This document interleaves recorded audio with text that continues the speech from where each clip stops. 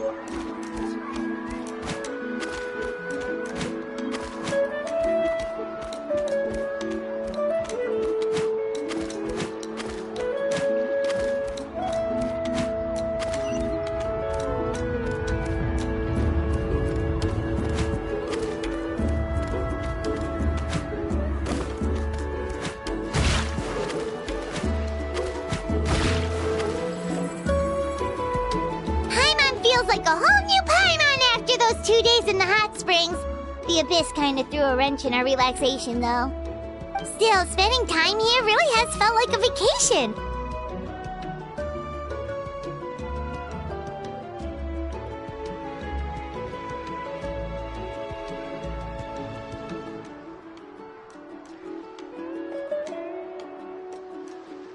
The Kaholasaurs are so nice and so fun to play with.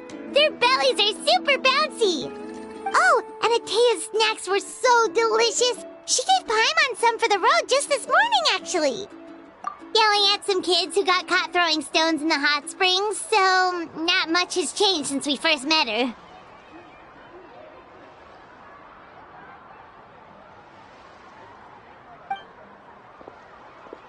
Hey, you guys! Sleep well last night? Yep, this area is so nice. Glad you like it. I was thinking of taking you guys out to do some sea fishing. Later tonight we can eat whatever we catch. Fresh fish is absolutely delicious right off the grill.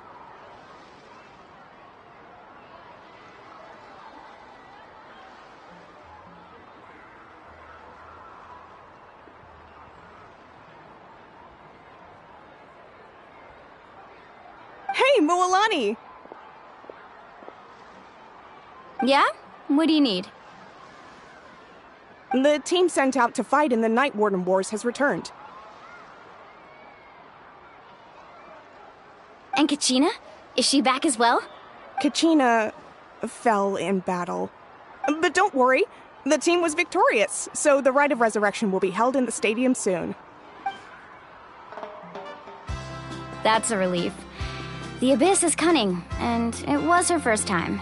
Mistakes are bound to happen. Exactly. Deserves to hold her head up high.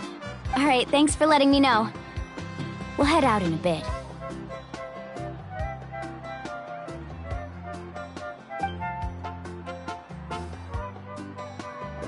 Jeez, she sounded a little anxious there. Had me thinking it was bad news for a moment.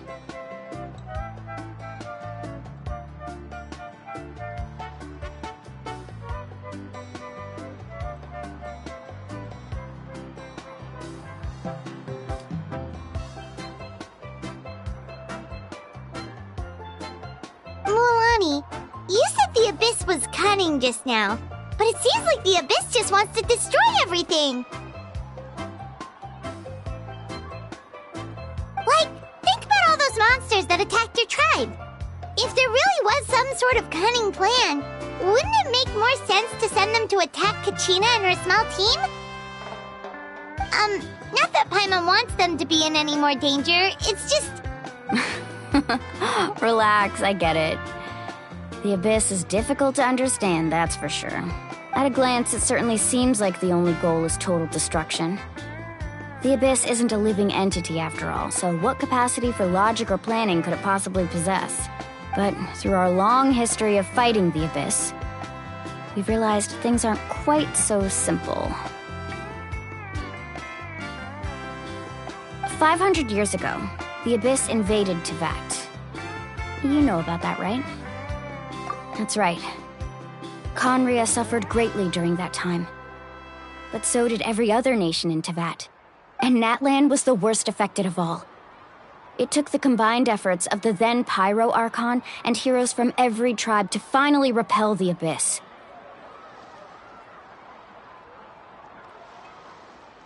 Even so, the effects of the invasion lingered for hundreds of years, only able to be reversed little by little. Our tribe's waters were contaminated. The Children of Echo's territory was overrun by dangerous sludge surging from underground.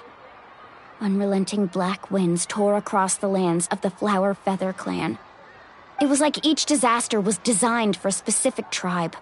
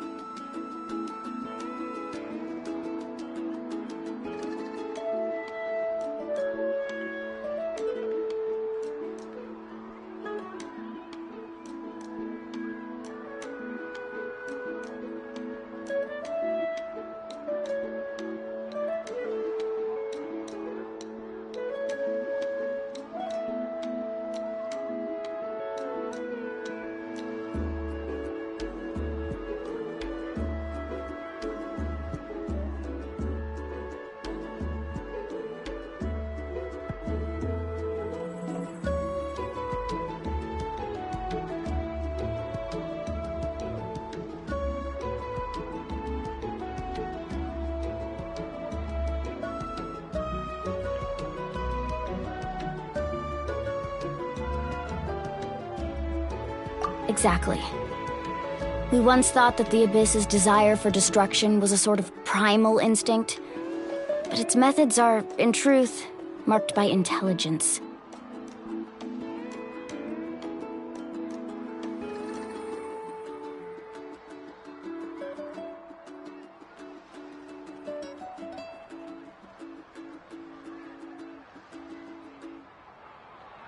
We now believe the Abyss has invaded the Night Kingdom, and has the capacity to read the memories of this land at any given moment.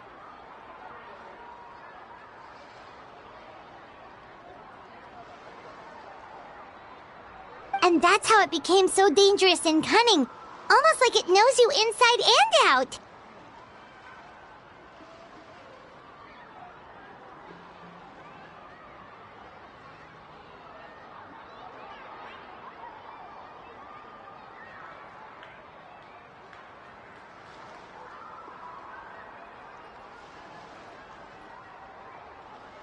Yes, and that's why we've been unable to fully eradicate it, even after all this time.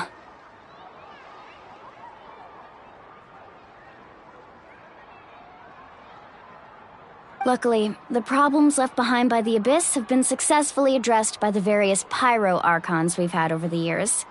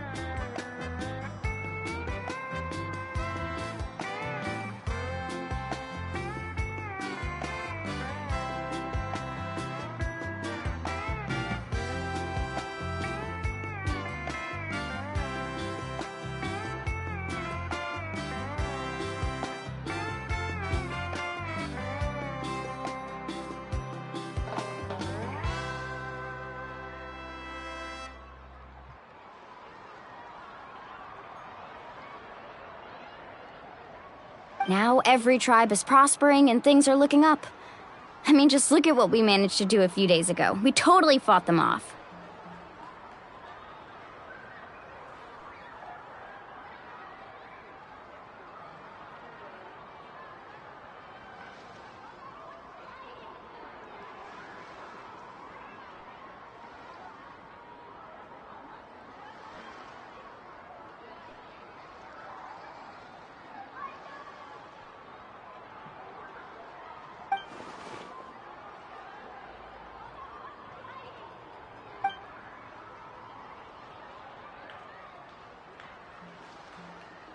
You must have had to sacrifice a lot to get to this point.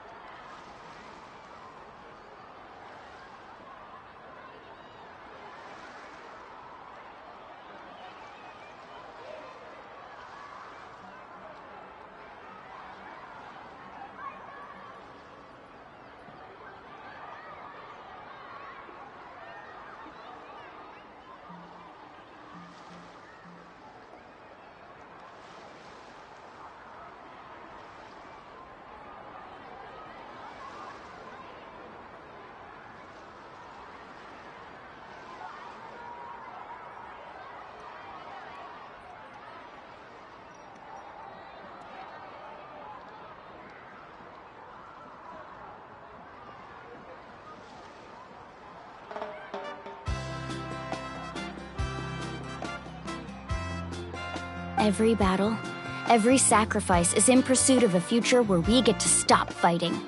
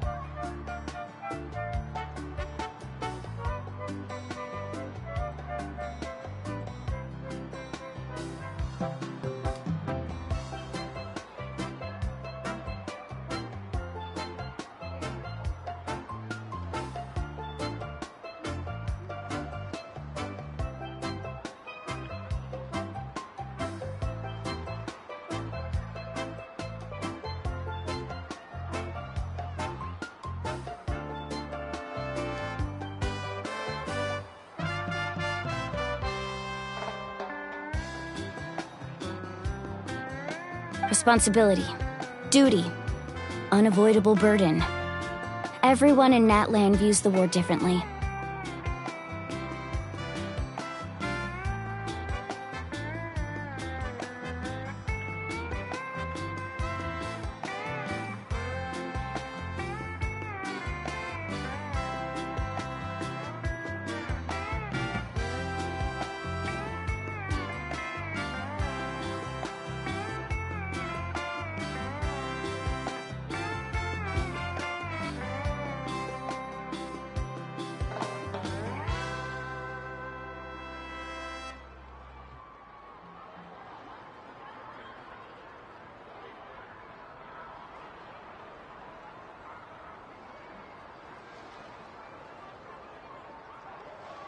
But I believe we will be rid of the Abyss one day.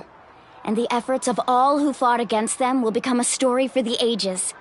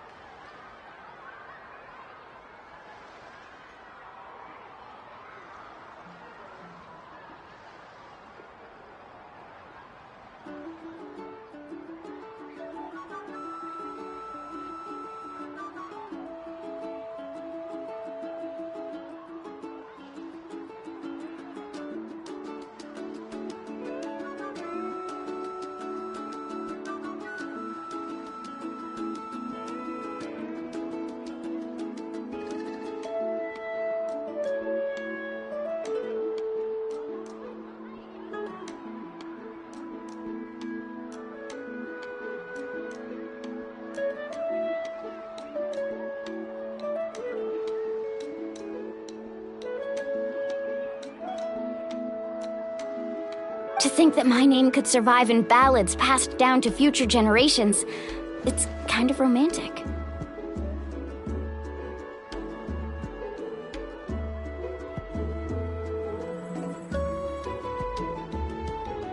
Everyone has something that drives them forward, you know?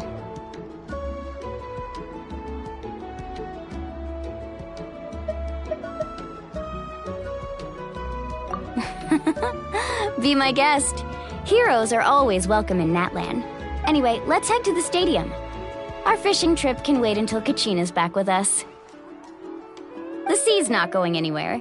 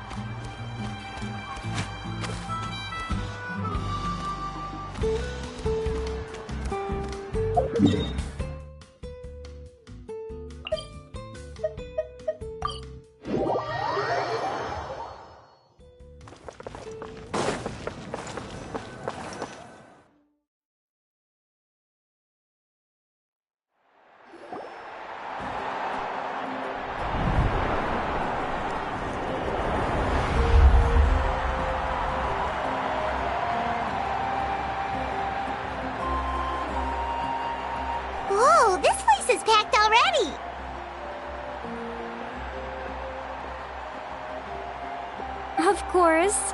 No one's gonna miss out on the chance to welcome our heroes back from battle. It's their moment of glory.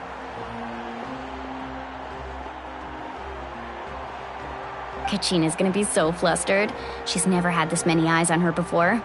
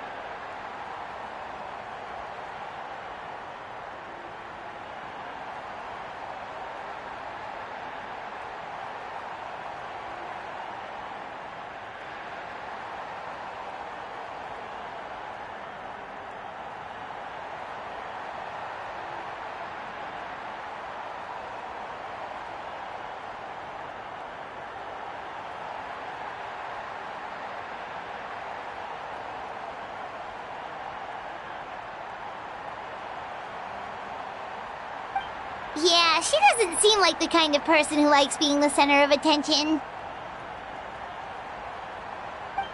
Looks like I'm just in time.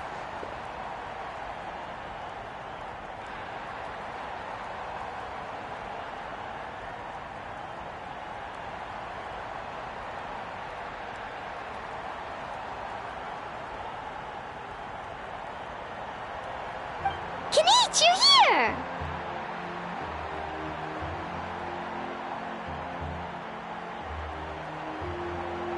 Yeah, a commission ran longer than expected, but I made it.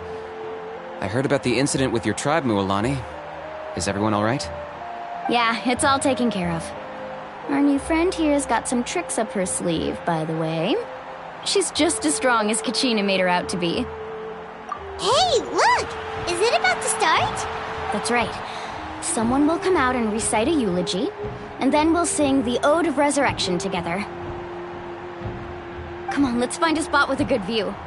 When the singing starts, just follow my lead and you'll be fine. Let's go somewhere higher up so Kachina can spot us.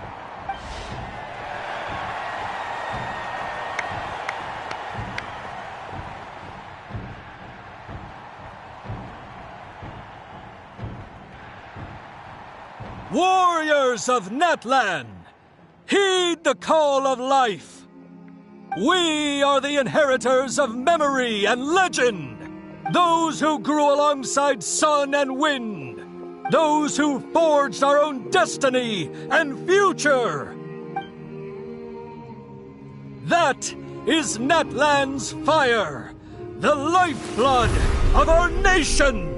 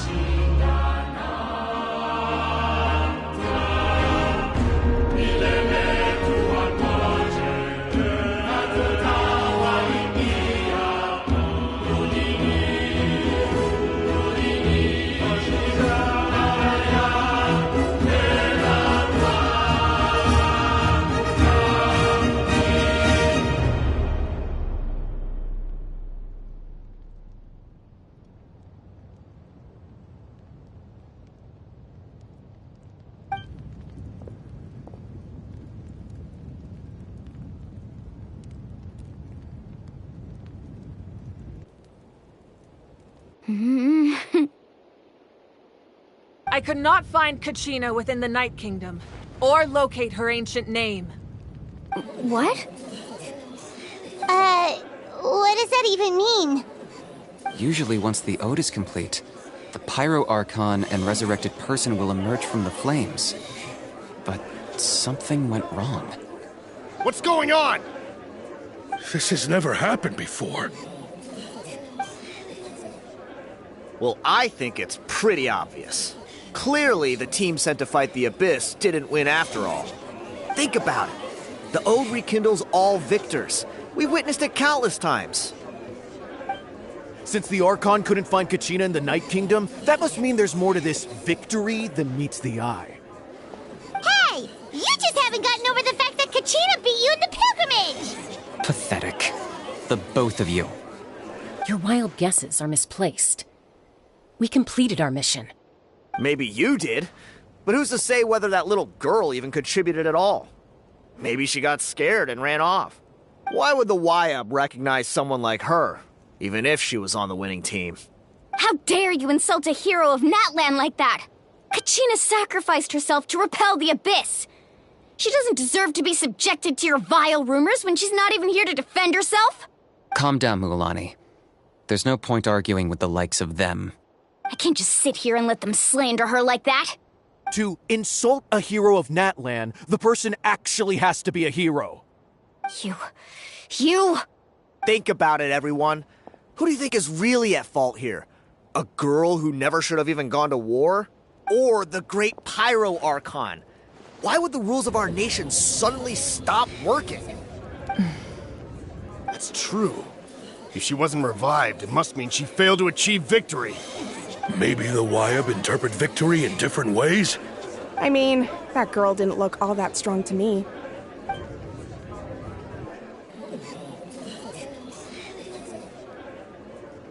Kachina wouldn't have run! That's not like her at all! No, she's been waiting for this moment for too long. No matter how daunting the situation, no matter how scared she might feel, she's always the first person to stand up and face it head on. We don't even know what happened. So don't you dare try to use this as an excuse to vent your anger or slander her reputation. Fine. We'll find out what happens soon enough. Then, we'll see who truly deserves glory. That's enough. There is no doubt about today's victory, or Kachina's part in it. She is a hero worthy of our admiration and celebration.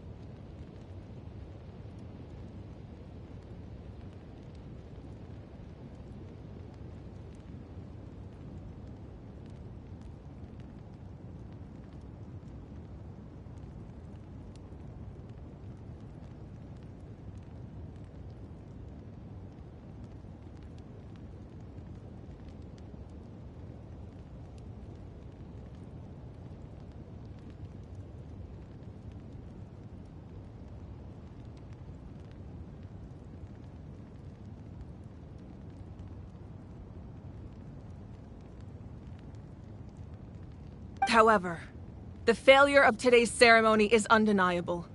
Kachina has not been rekindled, and I offer you all my deepest apologies as I continue to investigate this matter.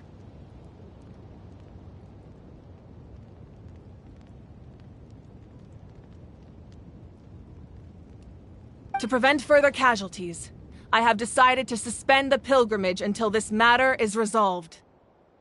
What? No one is all-knowing. No one is infallible, not even myself. But doubt is a means by which we seek the truth, not a weapon we wield against others. I didn't mean it that way, Archon. I just... If there are things you wish to clarify, then ask me directly. Doubt my answer if you wish, but now's your chance. You have concerns? State them. No, of course not. Even though I have said nothing to change your mind, then it would seem the truth never mattered to you at all. That guy doesn't even have the courage to answer the Pyro Archon's question. So much for all that glory talk earlier. I have a question, Archon. My friend Kachina. Do you have any idea where she is? It's extremely important to me. I know you said you were investigating the situation, but I'm sorry, that's not enough. I've already shared everything I know. If you want to learn the truth and rescue your friend sooner, you should join the investigation.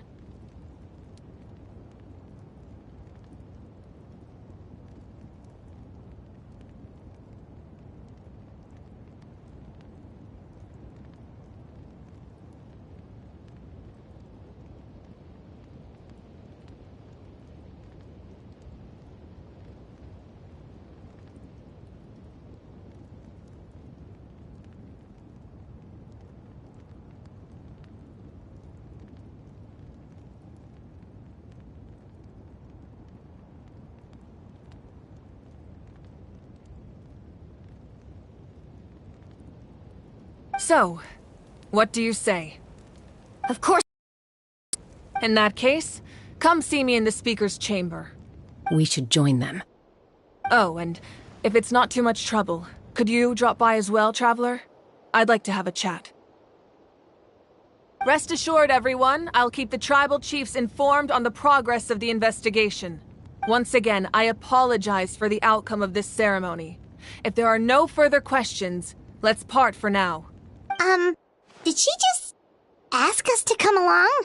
I believe she did. Let's go. I'd like to know what's going on myself.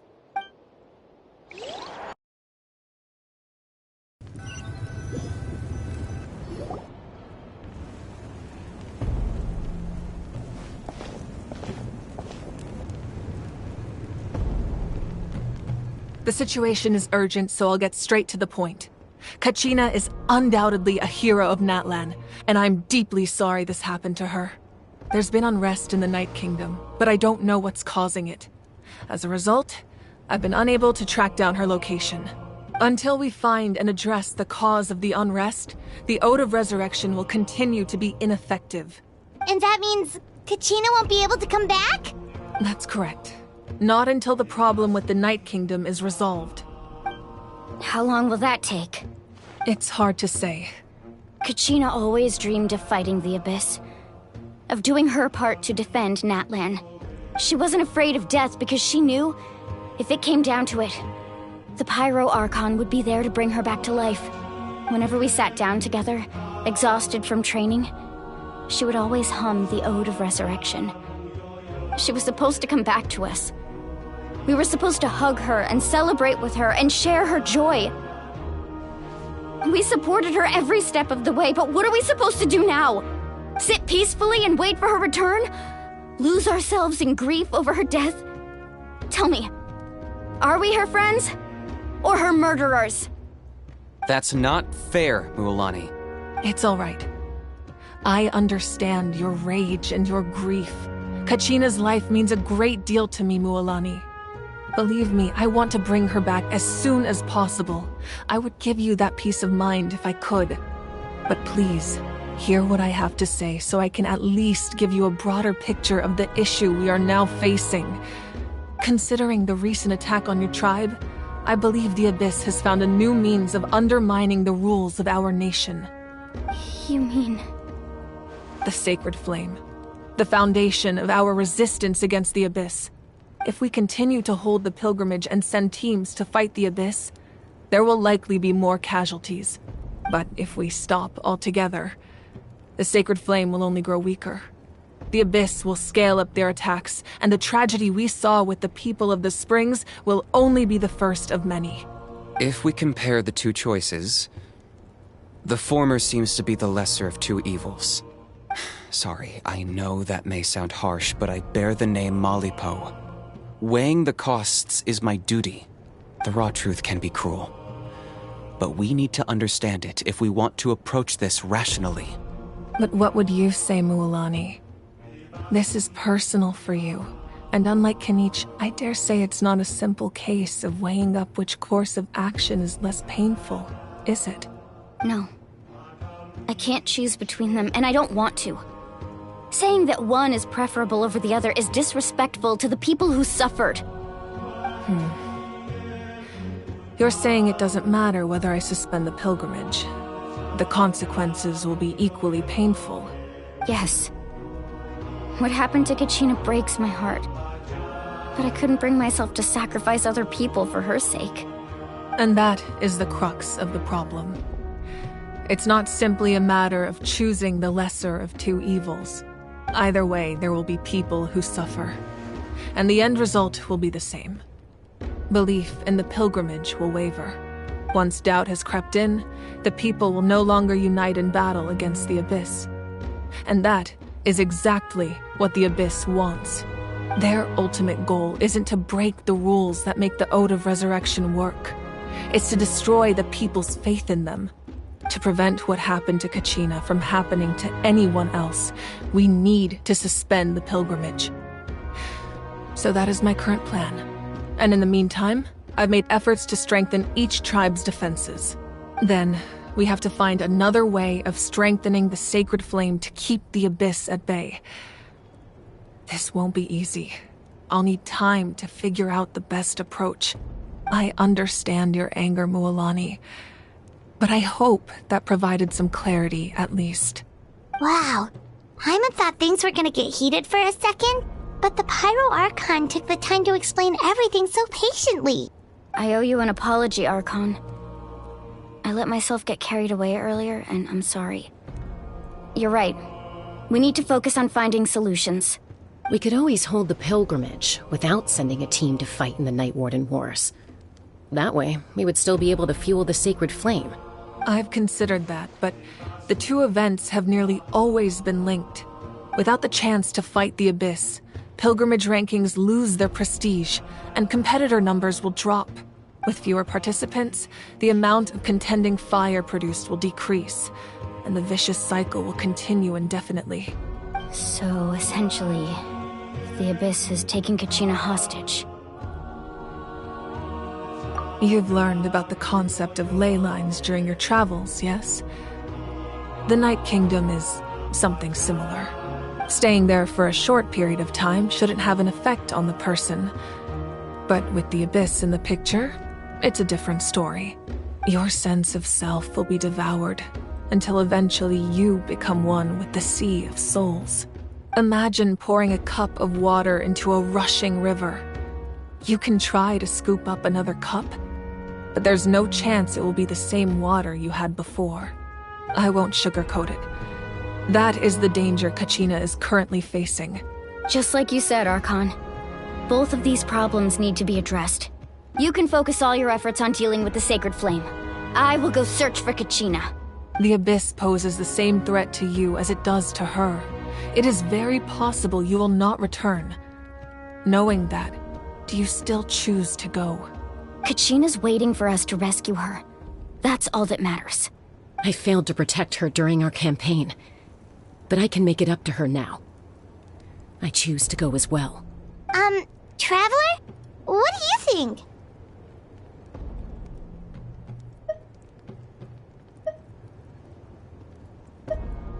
Understood. Then I'll support you in any way I can. The Masters of the Nightwind have a technique that can extract an ancient name from the ley lines. If we can find Kachina's ancient name, I can use the link between them to pinpoint her position within the Night Kingdom. Then comes the hard part. You need to visit the Night Kingdom in person and rescue her. But isn't the Night Kingdom a land of souls? Can we even go there? Under normal circumstances, only the consciousness can enter. But there is a way to go there in person. However, know that the Night Kingdom will attempt to repel you, and the Abyss certainly won't leave you be. That's fine by me. Same here. Fighting the Abyss is nothing new for me.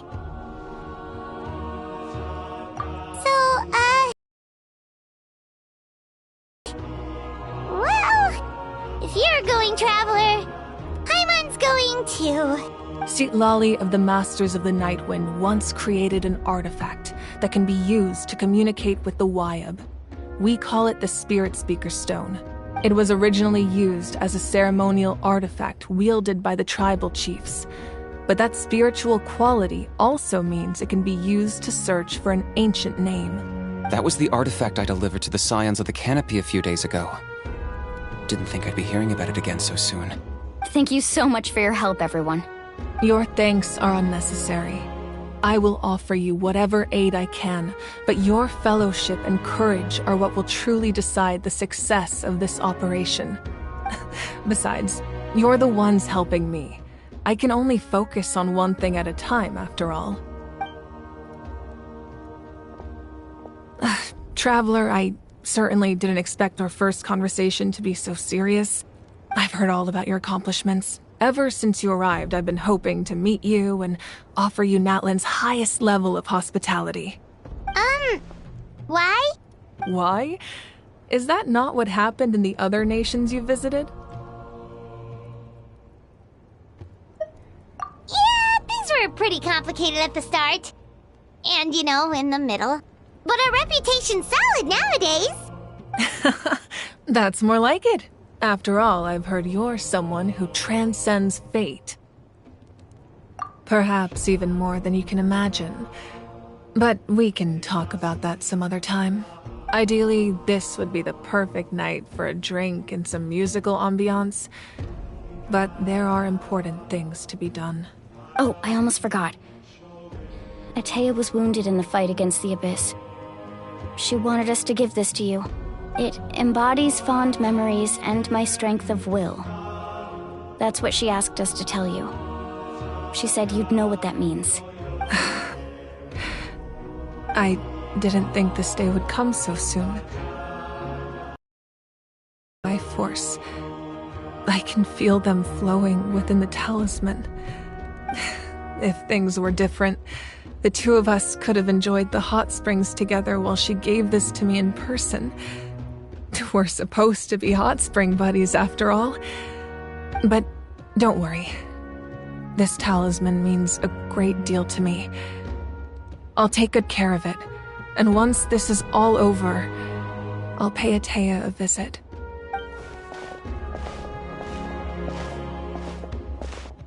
You said you didn't want to jeopardize the production of Contending Fire. But that's not at all why you decided to suspend the pilgrimage, is it?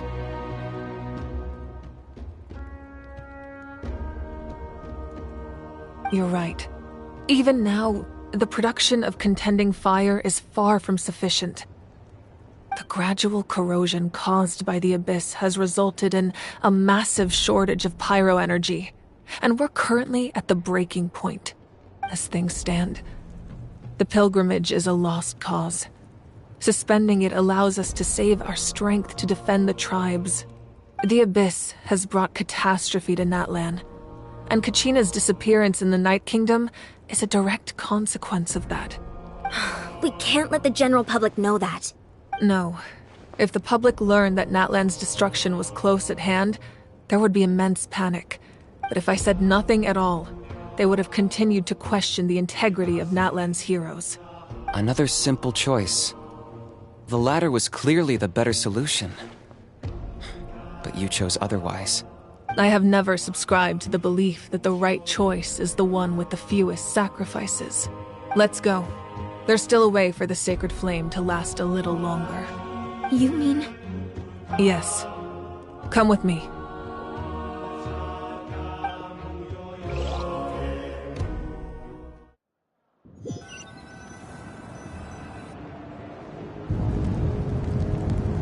The sacred flame must never go out. Not only does it strike fear in the abyss, but it's also the pillar of Natlan's stability. So until our heroes are ready, I will sacrifice my power to keep it burning. But that can only last so long. I think we should focus on the remaining ancient name-bearers. Don't let desperation cloud your judgment. Those chosen by the Wayab have already embarked on their destined path. It is for them to decide how that journey ends, not us. All we can do is support them. Even so, for you to make this sacrifice, it's not right. If not me, then who? No other is capable of sustaining the sacred flame. I possess great strength, but I'm not above my people. This is part of my duty.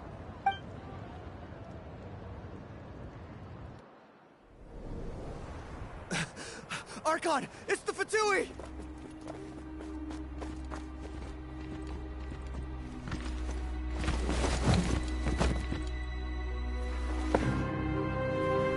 The Archon of Natlan.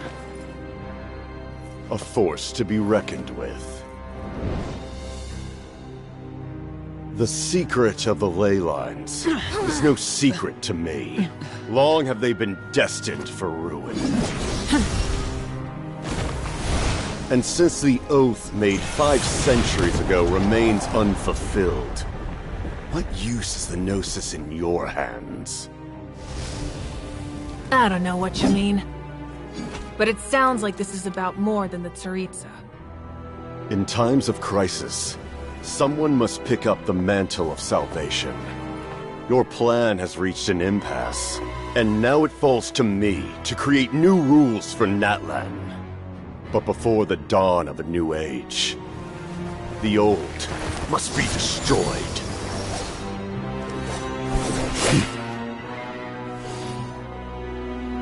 I assume that's the end of your speech? Good. People like us. Let our blades do the talking!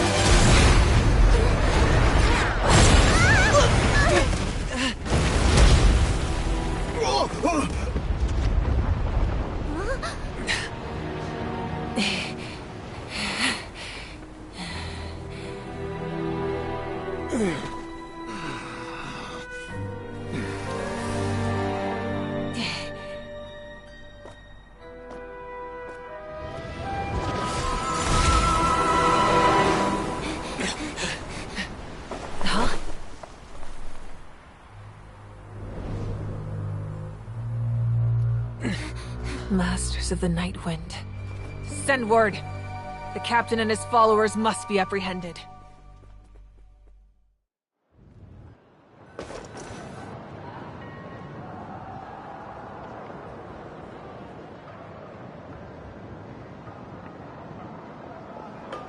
Are you alright, Archon?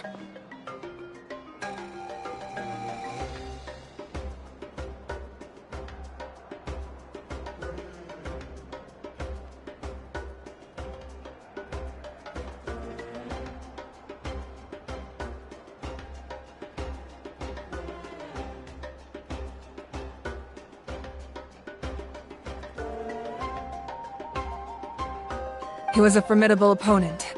Exactly what I would expect from the first of the Fatui Harbingers. I never imagined someone could match you in combat. If the Tsaritsa sent him here, why would he bring up what happened 5 centuries ago?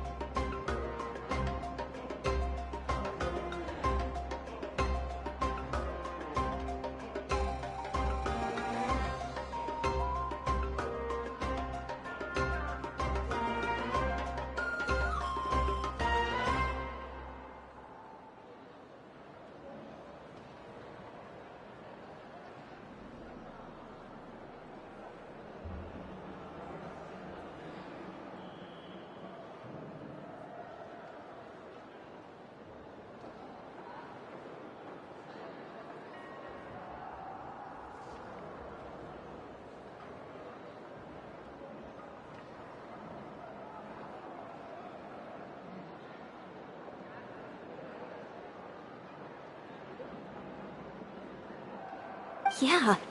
And how much does he know about Natlan? The Harbingers are all driven by their own personal goals. The only purpose that unites them is collecting the Gnosis. But I'm sure the captain has his own reasons for being here as well.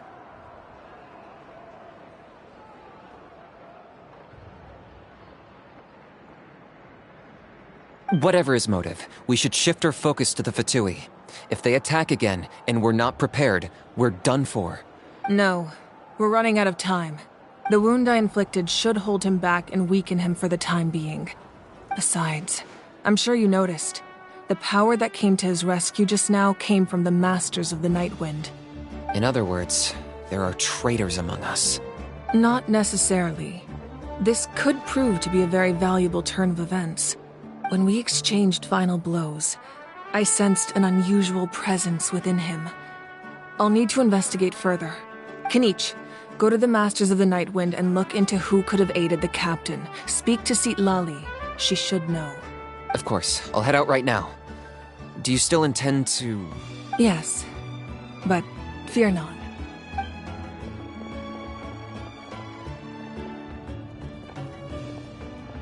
Natlan's strength has never rested solely in its Archon.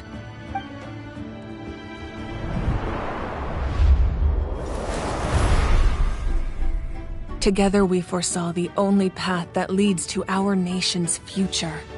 We must trust in that vision now.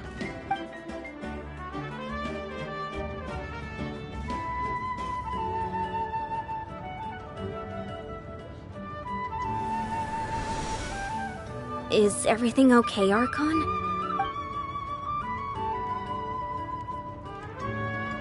Completely fine. Just lamenting the fact that I never got a picture when I could still turn my hair into flames. Too late now. I just hope the others have a safe journey.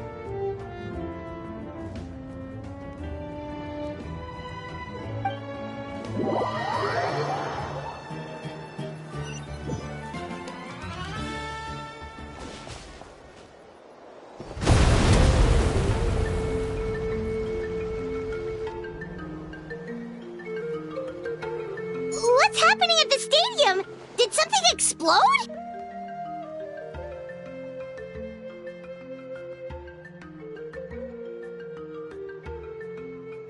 It feels like the Archon unleashed her power. She must be fighting a formidable opponent.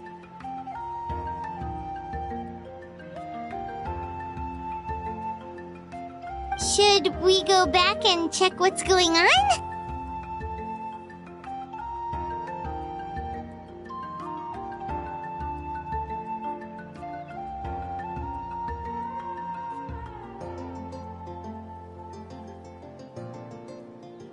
Have faith in the Archon. She wouldn't lose in a one-on-one confrontation. Once we find Kachina's ancient name, we'll head right back. Okay, let's just keep climbing. Paimon really hopes nothing goes wrong.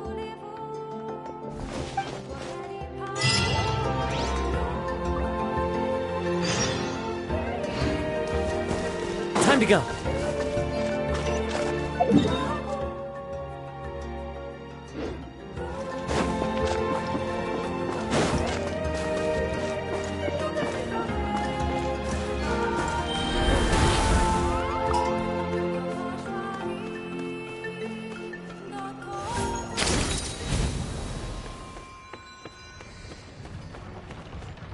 What can you tell us about the Scions of the Canopy? The tribespeople are very adventurous. Oh, kinda like us then! I'm not so sure. You don't strike me as the type to enjoy danger. The Scions of the Canopy are a bunch of thrill-seekers. They love extreme sports like rock climbing, rappelling, volcano parkour, or even bungee jumping without a rope while a Yunkasaur stands at the edge and uses its tongue to catch them. Sound like something you'd be interested in? Okay, that does sound different from our usual adventures. Paimon's not doing any of that. She can just cheer you on from the sidelines.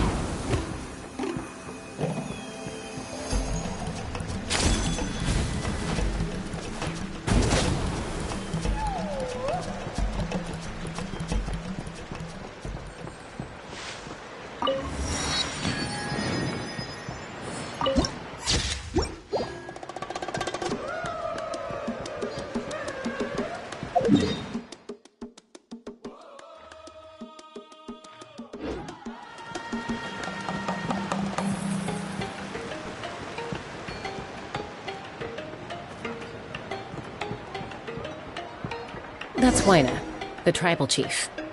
Let's head over to him.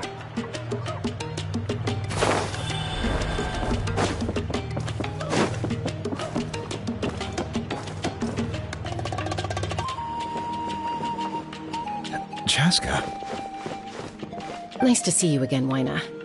I'm afraid we don't have time for pleasantries, so I'll get right to it. We're here for the Spirit Speaker Stone. Whoa, hold on a second. At least tell me why you need it first. My friend Kachina is trapped within the Night Kingdom. We need the stone to find her ancient name and rescue her. Rescue her? From the Night Kingdom? That's right.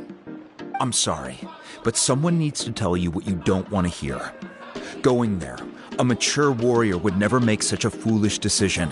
The nature of battle is unpredictable. You never know how it's going to end. Losing a friend is tragic, but when that happens, the best thing you can do is focus on how to prevent further casualties. I appreciate what you're trying to say, Chief Wyna. But if the price of maturity is abandoning a friend in need, I'll choose foolishness any day. If Kachina's still holding on, then so will I. I thought you might say that. Is something wrong, Wyna? This doesn't seem like you. Life isn't complete without taking risks. That's always been your mantra. It's nothing. The Night Kingdom is a dangerous place. Can't blame me for checking if you were up to the task. If you're that determined, far be it from me to stop you. Here's the stone. Keep it safe, okay? It's not like we have a spare. Thank you. Huh. Seems like you two go way back. But aren't you from the Flower Feather Clan, Chaska? Oh, Chaska's a peacekeeper, so she's famous throughout the tribes. She's always the one people call to resolve conflicts, so we slowly got to know each other that way. Her younger sister Quichi's always hanging around our tribe, too. She's helped us out a lot in the past. Oh, you have a younger sister? Yes. I'll introduce you to her sometime.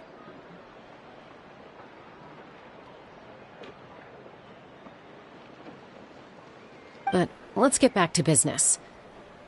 Wyna, how do we use the stone? As you probably know, your intended destination is completely different from the real world. The Night Kingdom is like a river flowing with concepts, and the ancient name you seek is like a tiny fish swimming downstream. In that sense, the stone is like a fishing boat drifting down the river, but the boat alone isn't enough. You need a fisherman experienced enough to steer it in the right direction. We couldn't do that ourselves? With a little practice, I'm sure you could. You have the strength and the talent. If you want to make sure this works, though, I could recommend someone to you. Who? Vichama, a legendary warrior and scout from our tribe. He's got a keen eye and a well-honed intuition. Even his ancient name means to seek. If you're fishing for a name, you're gonna want him on the boat. Bichama? Why does that name sound familiar? He's one of Auntie Atea's hot spring buddies. I've heard stories about him. Where can we find him? Ever since Malco passed, he spends most of his time gazing out at the scenery from the cliff tops. Follow the path that way, and I'm sure you'll find him. Thank you. We'll go look for him there. Good luck. I hope everything goes well.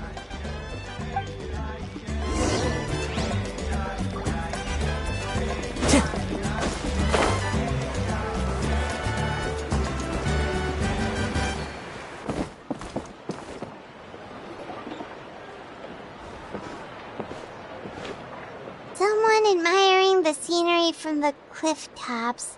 Ah! That must be him! Hello there, are you Vichama? That's me. Did you need something?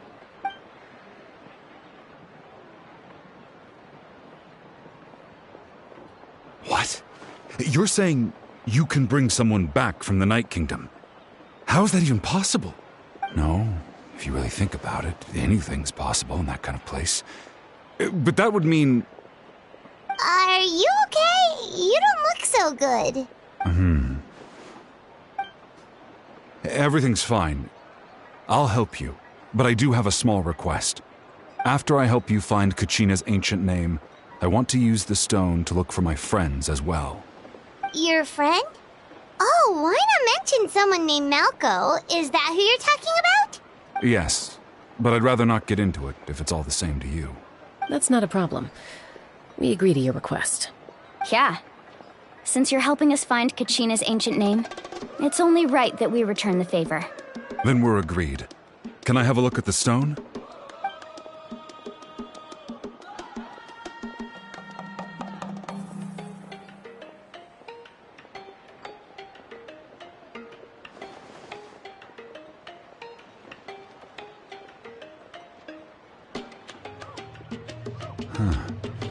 I see.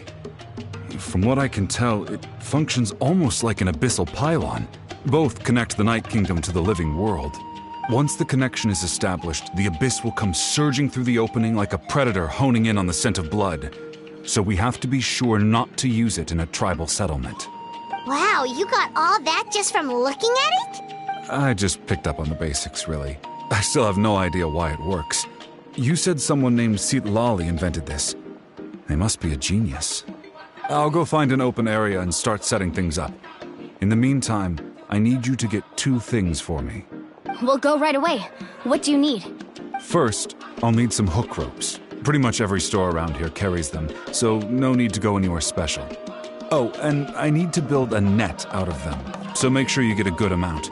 Wait, are you saying you're going to use a real net to catch Kachina's ancient name? How does that work when one's tangible and one's not? By creating something tangible in our world, like a net, we can create a connection to a corresponding concept in the Night Kingdom.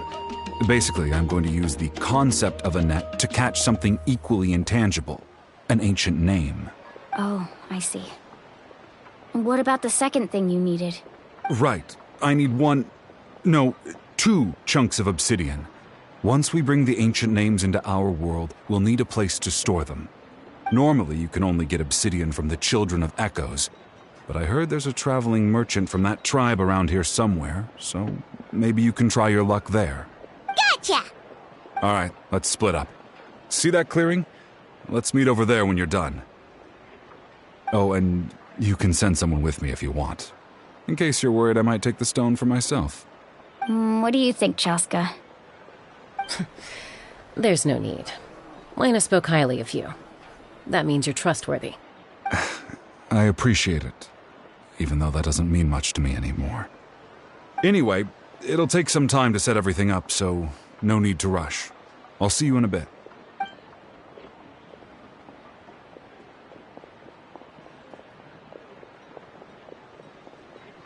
What an odd guy. He seemed so defeated, but also really invested in the stone at the same time. I don't have any more insight than you, Paimon. Let's just focus on the preparations for now. Hang on, Kachina. We're coming for you.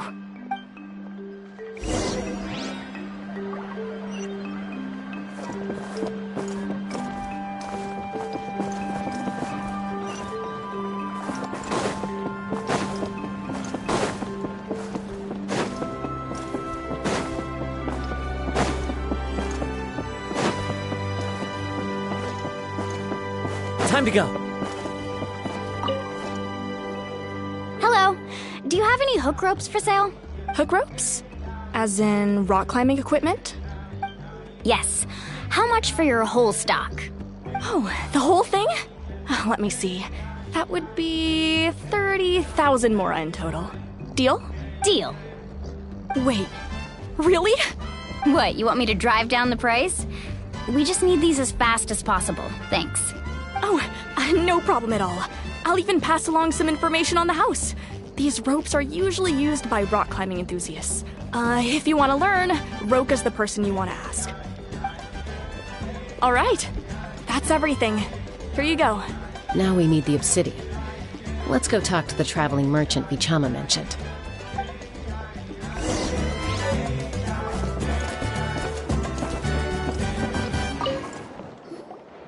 Excuse me, do you sell obsidian? Why, yes. I've got a chunk for sale right over there. Perfect. Is that the only one, though? We actually need two. That might be tough. Tell you what, I'll take a look through these boxes over here, and we'll see what we can find. Thank you so much. We'll wait here.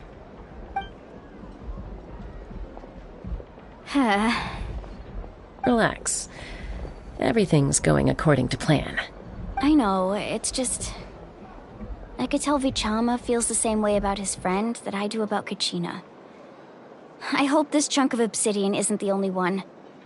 Kachina always carries all sorts of shiny stones with her. If I was the one trapped in the Night Kingdom, she'd have a whole pile of obsidian ready in a heartbeat. Well, would you look at that? I did bring an extra. Here you go, young lady. How does it look?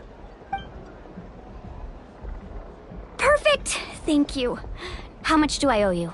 If you hadn't shown up, these stones would have just sat here collecting dust.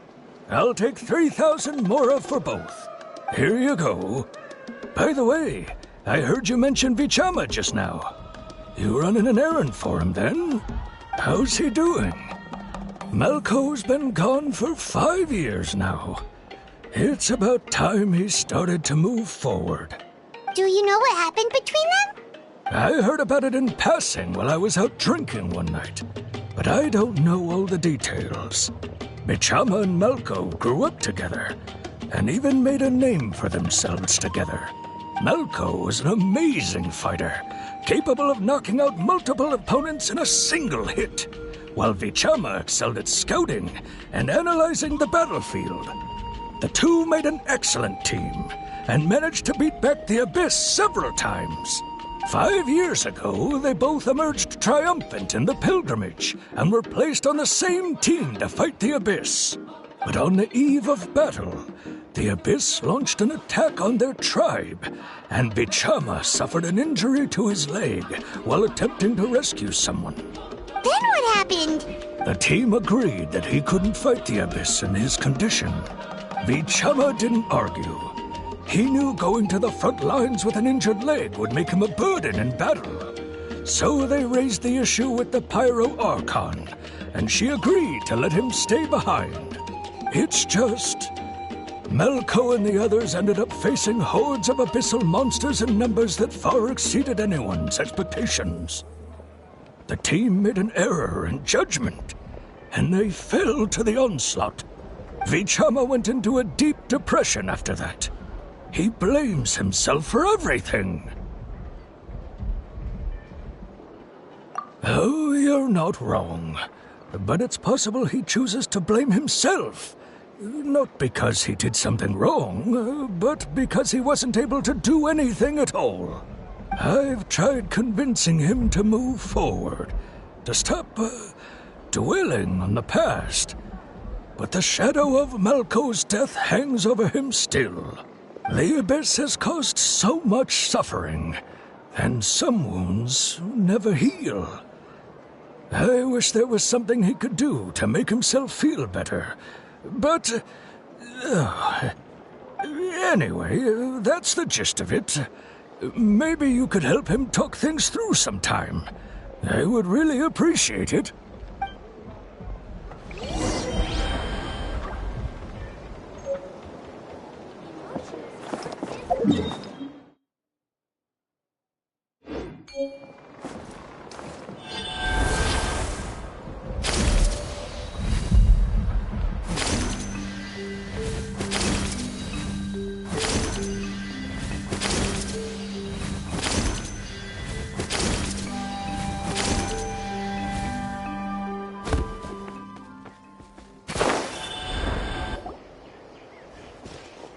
Did you get everything? Yep, it's all here. When do we start? I've made all the necessary adjustments, so we're good to go. As agreed, I'll help you find Kachina's ancient name, and then you return the favor.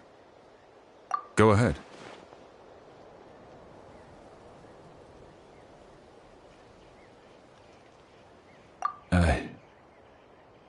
Yeah, after Malko fell, I scoured the battlefield to see what happened. It turned out he wasn't bested by some impossibly powerful foe. He was dragged to his grave by the sheer number of enemies. If I had been there, I would have been able to sense the danger. I could have warned them not to advance. I've always blamed myself for what happened. But when you told me about Kachina, I realized there's a chance Malko might also be alive, fighting for survival in the Night Kingdom. But that happened several years ago, right? The Pyro Archon said all life within the Night Kingdom eventually becomes one with the Sea of Souls. There might not be much hope, but I still have to try. Malko and I promised each other, even if we never managed to root out the Abyss for good, we would fight together until the end. All right, let's get to it. I'll start searching for the conceptualized version of Kachina's ancient name. If you see any fragments scattered around the area, please collect them.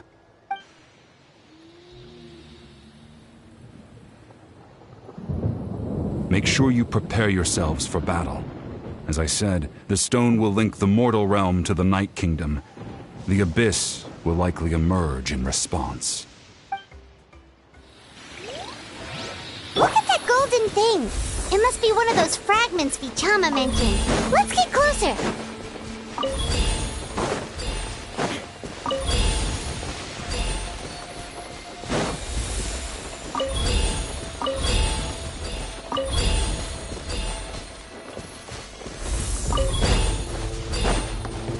Whoa, monsters incoming! Watch out, everyone!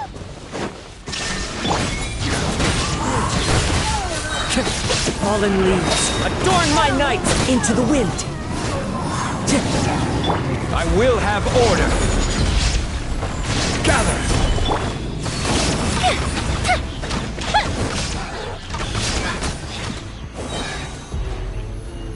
How much longer, Vichama? Not long. We're getting close.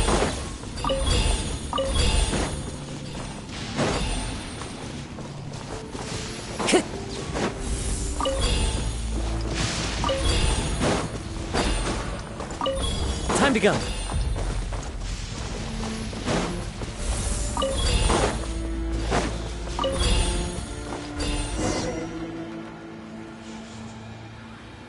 Vichama!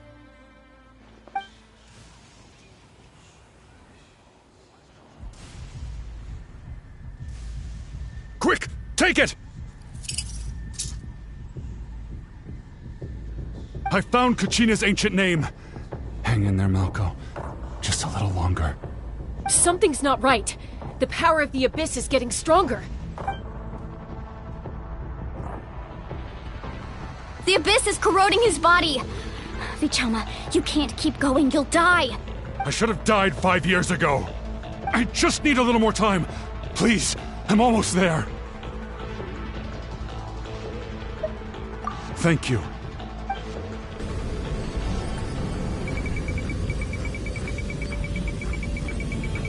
Whoa, watch out!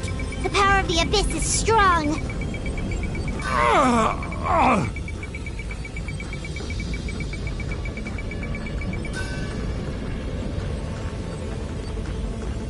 This power. Hanging in there? Malko. No! Why can't I find him? Why? We can't wait any longer. Pull him away from the stone, Mualani. I already tried, but the power of the Abyss has him in a chokehold. It's like he's tied to the stone with an invisible rope. In that case, we have no choice. I'm sorry, Sea Wally. Get back! Chaska, wait!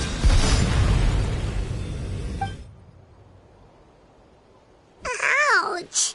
What happened just now? It looked like the Spirit Speaker's stone was...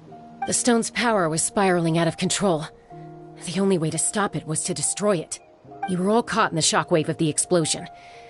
You might feel dizzy for a while, but that's normal. Give us a heads up next time, will you? You're lucky we managed to dodge it in time. I thought I said to get back. Yeah, barely a second before you made it go poof. Not everyone has your reflexes, Chaska. We were this close to getting dragged into the explosion. Okay, I'll be more careful next time. At least Kachina's ancient name is still in one piece. Wait, where's Vichama? Vichama! Vichama! I couldn't find Malko's ancient name. It must be completely gone by now. Once your ancient name disappears, there's no coming back. From the very beginning, I knew there was a slim chance, but still. And now... it's too late to save him. From the minute he left that day, it was already too late. Vichama. I'm sure he's heard enough condolences over the years. Let's just give him some space. Huh? What's that in your hands, Vichama? It looks like something's glowing! Huh? This is...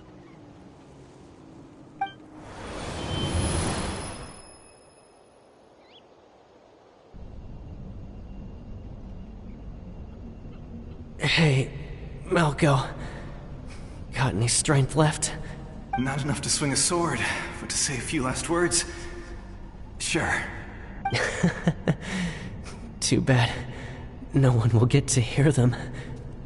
I never thought I'd actually die on this mission. Not that I'm afraid to die. It's just... hard.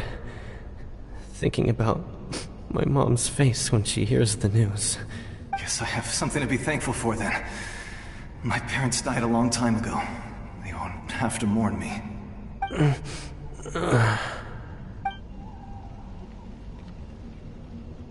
Pisak! Always had to beat me at everything, didn't you? Right to the end, you were never one for goodbyes. Maybe you're right. Maybe no one will get to hear our last words. But just in case, Vichama, I'm so glad you didn't come with us. Don't be sad. Just keep on living. For the both of us.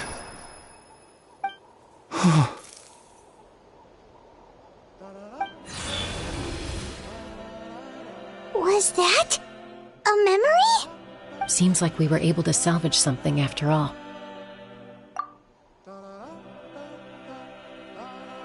Of course. Seeing him, hearing his voice again, it makes me unbelievably happy. But it also brings with it an even deeper pain. A deeper pain? Why? Malko was always the type to put on a brave face. But in that memory just now, His hands were shaking, and his smile was forced. For all these years, I regretted not being able to fight alongside him to the end. And now I know, at the end of his life, he was thinking the same thing. Vichama. I'm fine. Actually, I heard Chief Wyna wasn't really on board with your plan to go to the Night Kingdom. When you asked for my help, I hesitated too. I knew helping you find your friend's ancient name meant leading you one step closer to danger. But I also understood why you had to try. Everyone has regrets in life, but not everyone gets the chance to make up for them. Once allowed to fester, guilt strips us of our most valuable qualities as warriors. In that sense, we might as well choose the braver path from the very beginning. If I could do it all over again, I would have followed Malco to the front lines no matter what. Even with an injured leg, there were still things I could have done. That way, even if the outcome stayed the same, I still would have fought alongside him to the end. There are critical junctures in life, and if you don't seize the chance to act, there's no going back. That's something I had to learn in hindsight. But you're still at the crossroads of your journey, so I hope you can walk away without regrets. Thank you, Vichama. I feel even more determined now. Kachina will come back to us. I'll make sure of it. I promised I would find her, and I intend to keep that promise. That's good to hear. Strange. My body, it's... Once abyssal corrosion enters the body, a portion will fuse itself to your internal organs. Even though the Traveler possesses powers of purification, the corrosion can never be fully eradicated. Thanks to her, though, you are only briefly exposed. Slowing your breathing and controlling your emotions should help you keep the symptoms in check.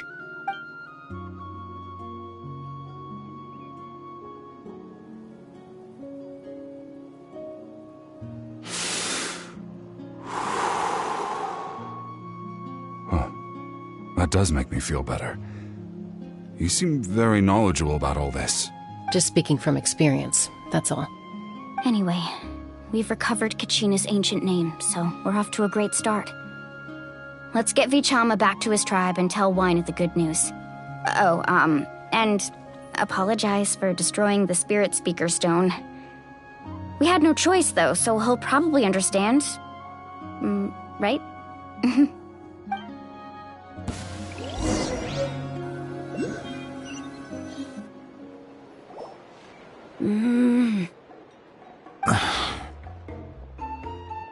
Koichi, are you really gonna just stand there like that?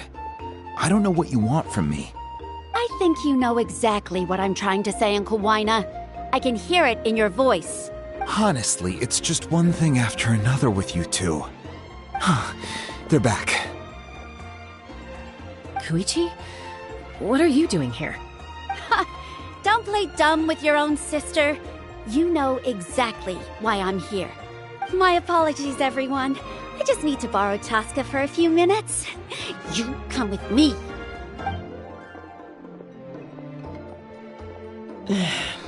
I'll be just a moment. Who is that? Koichi, Chaska's younger sister. Although the two aren't actually related by blood, it's kind of a long story. It's not really my story to tell, but I guess it's not a secret. You see, Chaska was actually raised by cuckoo sores. She was afflicted with a rare disease when she was a child, and abandoned in the wild as a result.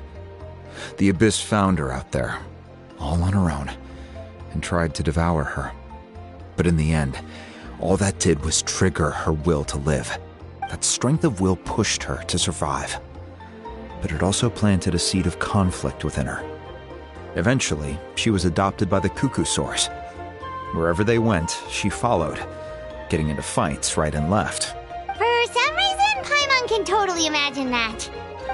Well, when Chaska finally returned to human society, it was Koichi's parents who adopted her. At the time, Chaska still had a habit of getting into fights, so Koichi was always taking her around, apologizing to everyone. Ah, I remember those days. One of those fights was definitely with me.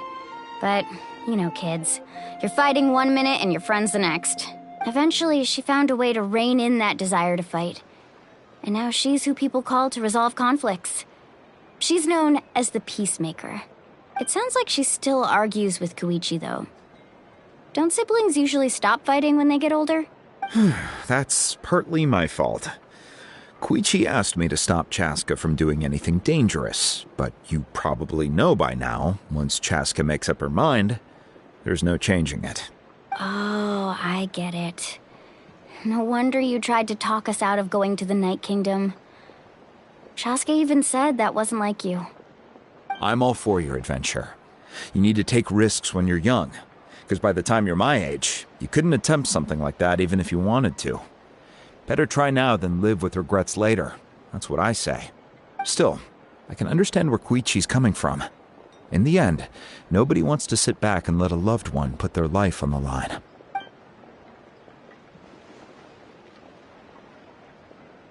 All right, it's just the two of us now. You have 1 minute to explain yourself. I don't have anything to say. You don't have to approve, but you should know I only do what's necessary. That attitude is exactly the problem. It's like you don't care. You try to sneak off to the Night Kingdom behind my back and then play it down as if it's just a trip abroad. Well, technically I am going abroad, right? Again with the excuses! We agreed, didn't we? There are 4 levels of danger. If it's not something urgent, you can only engage in level 2 danger and below. You can only go up to level 3 if a situation is so dire there's absolutely no alternative. But a trip to the Night Kingdom? If that's not a level 4, I don't know what is. And you were trying to sneak into the place without saying anything. What do you mean, sneak into the place? I always planned on walking in there with my head held high. You bought off Uncle Wina, didn't you? He promised me he'd stop you from doing anything dangerous. Oh, it's like he didn't even try. You feel like he went back on his word. What if I told you my mind was made up, and there was nothing he could have done? Not even by force. Oh, I knew it! So he did try to say something, but you didn't listen. This is important. If you were in my shoes, you'd make the same decision. You don't know that? I'm a doctor, and I handle logistics. If you're going to waltz into a dangerous situation where you could lose control at any moment, it's my duty to say something. All right, whatever. Anything else? What do you mean, anything else? Why don't you reflect on what you've done and promise me you'll stay put? Time out. Is this one of our normal arguments or a serious one? Chaska, does it sound like I'm joking? Then, you need to know something. What happened to Kachina was partially my fault. I can't leave her there to die. That's not who I am. But the person you become when you lose control...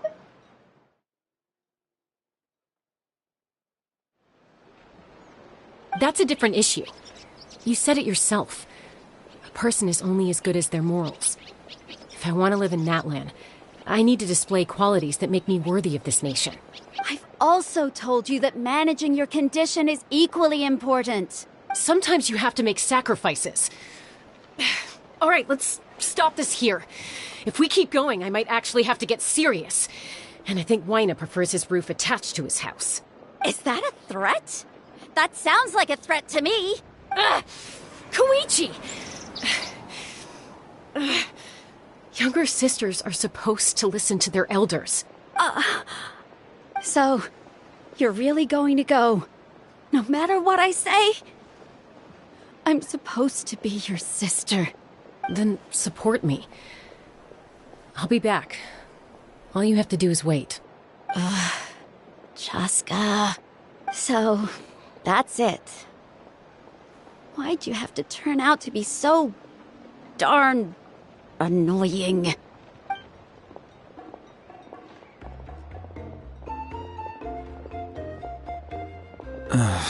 You two are something else. Something you wanted to say? I know you aren't related by blood, but you two sure are similar. Really?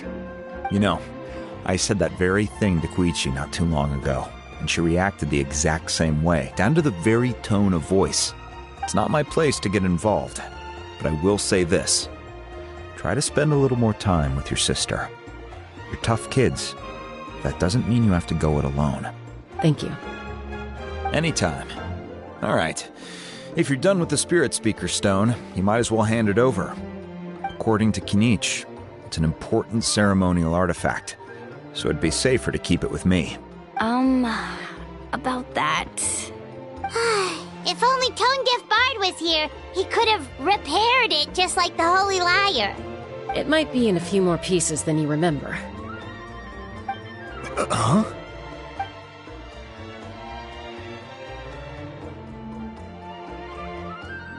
I see. Sounds like it was an urgent situation. If someone's life was on the line, then you had no choice. Still, Citlali's going to be a nightmare to deal with now that you've broken her stuff. I'll explain everything to her later. Stay safe out there in the Night Kingdom, okay? I'll wait here for your safe return.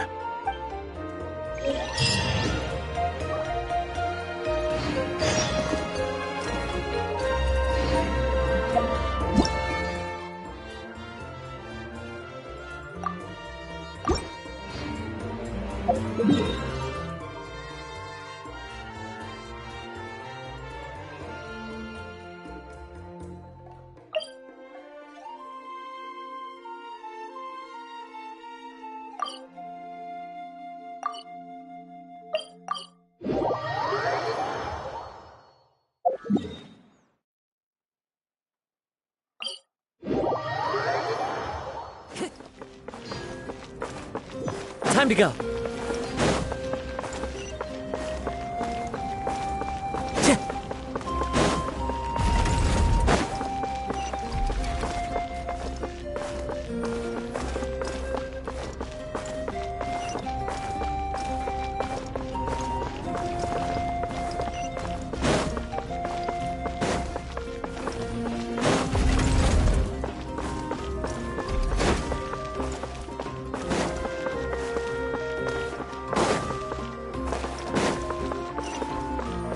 Time to go.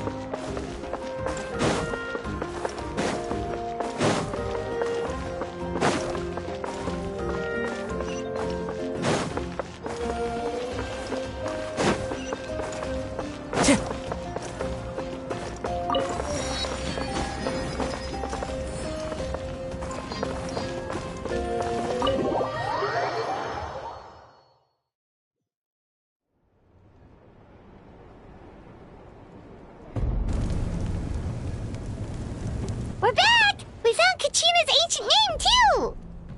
Well, it's fairly complicated. Let me give you the condensed version. The Fatui again? We can't go anywhere without them causing trouble. But what if the Fatui finds out you've lost your power? Won't they try to take advantage of the situation? That's why it has to be our little secret. No one else can know, or we're asking for trouble.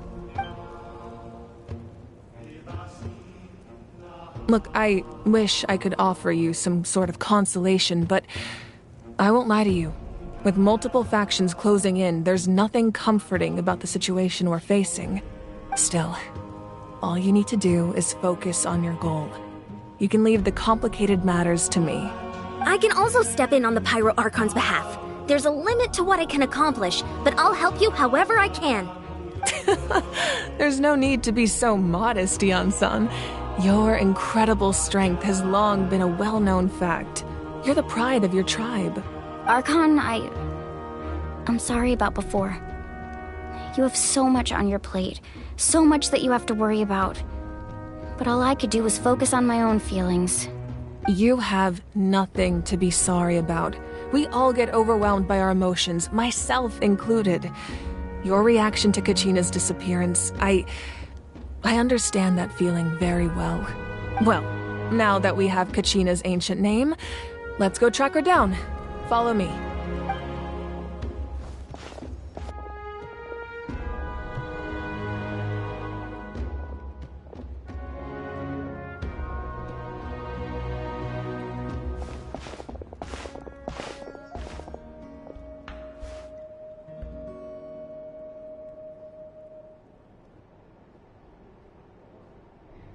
What is this place?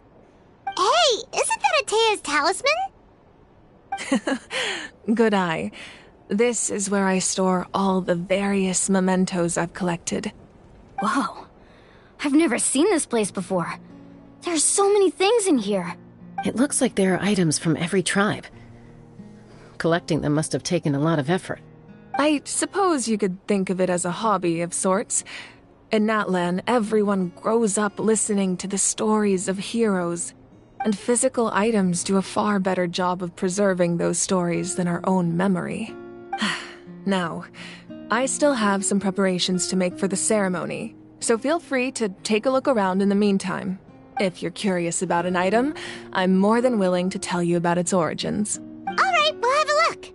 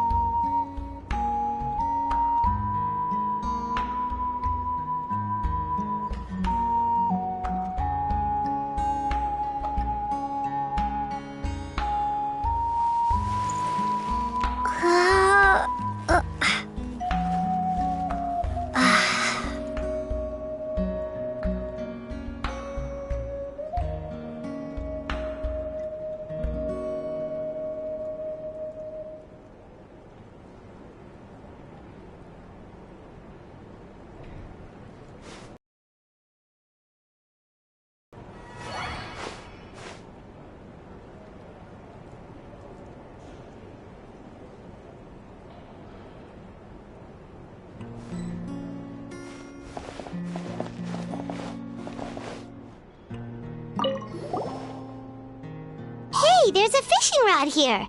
It must have belonged to the people of the springs. That's right.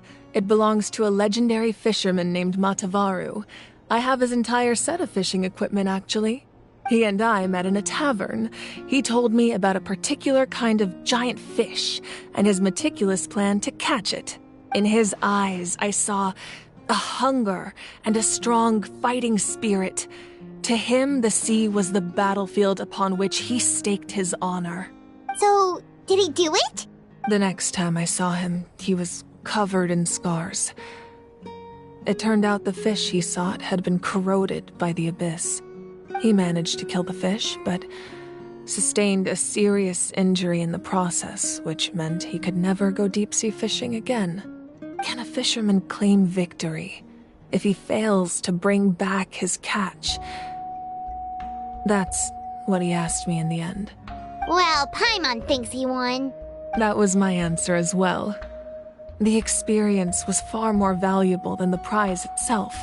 In the end, he didn't want his tools to go to waste, so he gave them to me. Wait, that means you also know how to fish. Maybe we can go head-to-head sometime.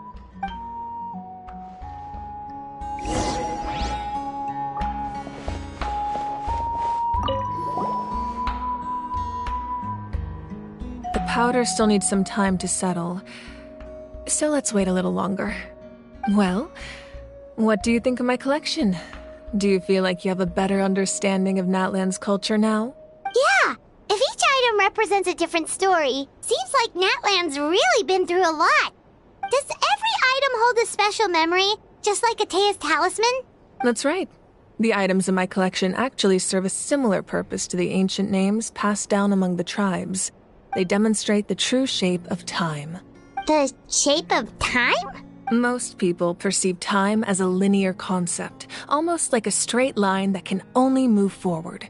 We cannot change the past or predict the future.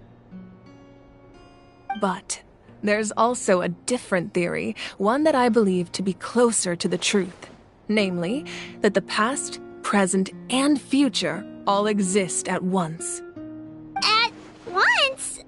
Paimon's not sure she understands. Let's say your journey ended right now.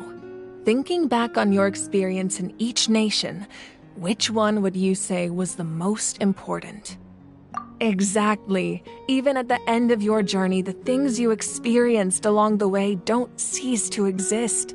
They become part of who you are. Take out a portion of that journey, and you would likely make very different decisions, and eventually arrive at a very different destination. The future is the same way. It exists even though it has yet to come to pass. We just lack the means to perceive it. Of course, there are those with the power to foresee the future. They simply call it by a different name. Fate. You're quite familiar with that concept, I would imagine. That does kinda make sense. The future hasn't happened, but already exists. Humanity excels at living in the present, but too often we forget the past and neglect the future. While the pilgrimage and the Night Warden Wars lead us to a better future. Only by uniting the people of Natlan across countless eras can we fight back against an enemy as formidable as the Abyss. To come up with such a set of rules, the first Pyro Archon must have possessed a level of insight I can only imagine. That's correct. At first, he was a mortal man with no special power. After he ascended to the Divine Throne, he used it to borrow power from the heavens and establish the rules of Natlan, namely a framework through which ordinary people can ascend to Archonhood. By holding the pilgrimage, we're able to determine the strongest among us, and when that person ascends to the Divine Throne, their inner flame will awaken. In addition, the sacred flame will grant them significant knowledge and memory of this land. After all, that's how I came to know everything I just told you. So, it all comes down to the power of the Divine Throne and the rules.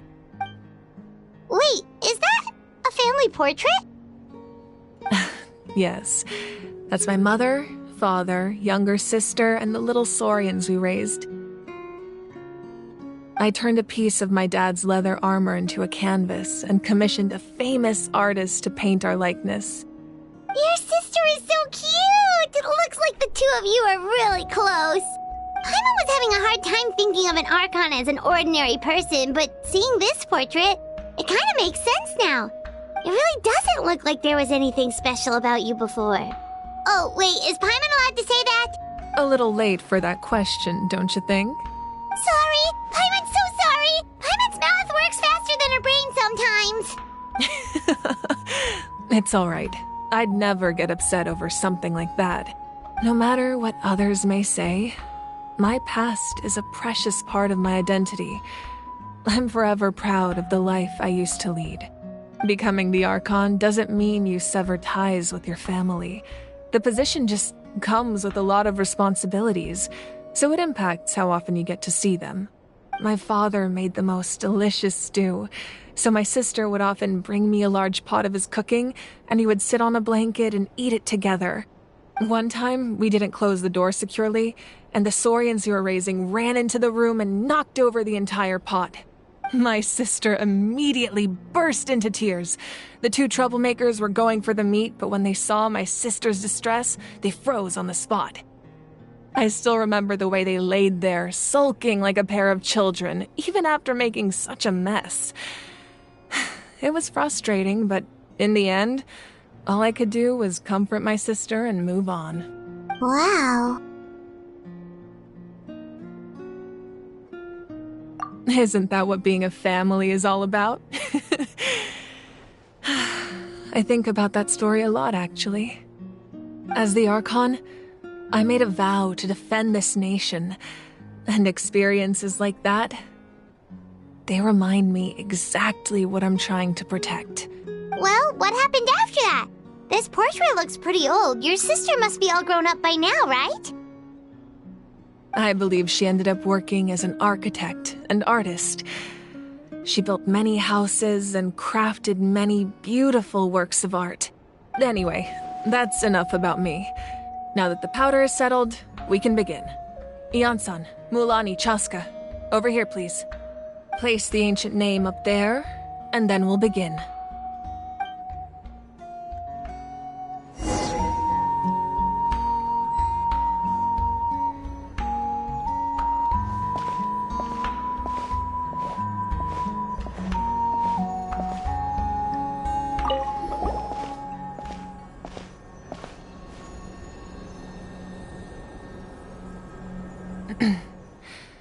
Surely as the echoes of life resound through heaven and earth, so too shall our stories remain eternal. Ancient name, take us to your fated bearer. Allow her to answer our call.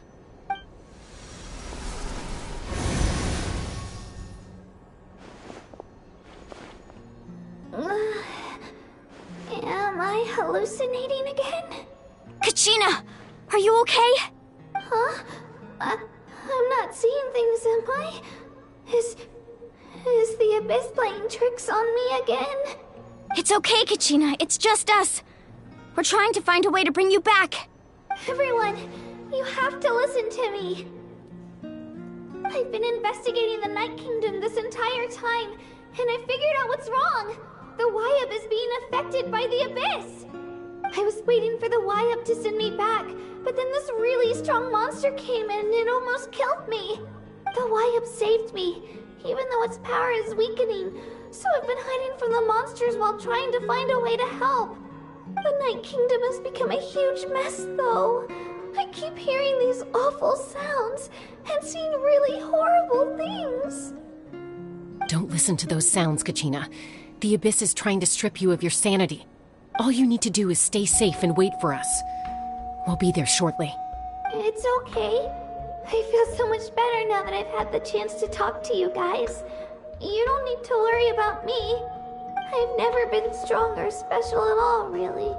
So I don't blame anyone for forgetting about me or leaving me behind. Just knowing you care is more than enough. I'll find a way back. You don't have to put yourselves in danger to come rescue me. You're always like this, Kachina. Now's not the time to act tough. We're coming for you, and that's final. I don't know what lies the Abyss has been feeding you, but I'll tell you something right now. Nobody here sees you as a burden. You're a victor of the Night Warden Wars, a hero of Natlan. All you need to do is wait for us to rescue you, and you'll get all the applause and recognition you deserve.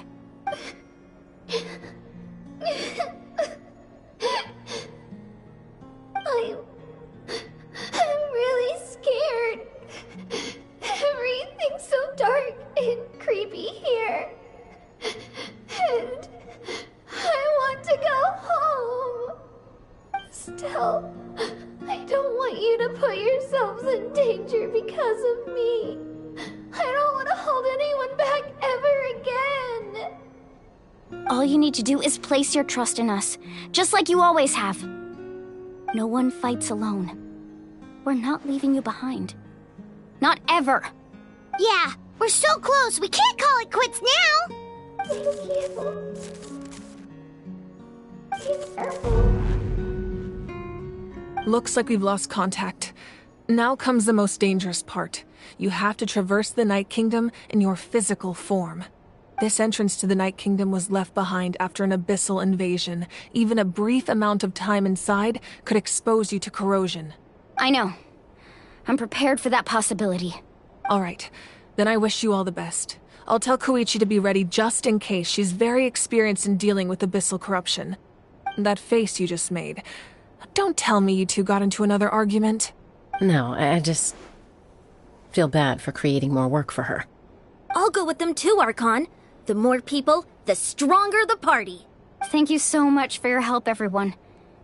It really means a lot that you're willing to brave these dangers with me. There's no time to lose, so let's get going. Now that I've lost my power, I won't be able to provide much practical support. But I can still keep an eye on the situation from here. Eon-san, I know it's unlikely, but if you encounter a situation you can't handle... That won't happen. I hope not.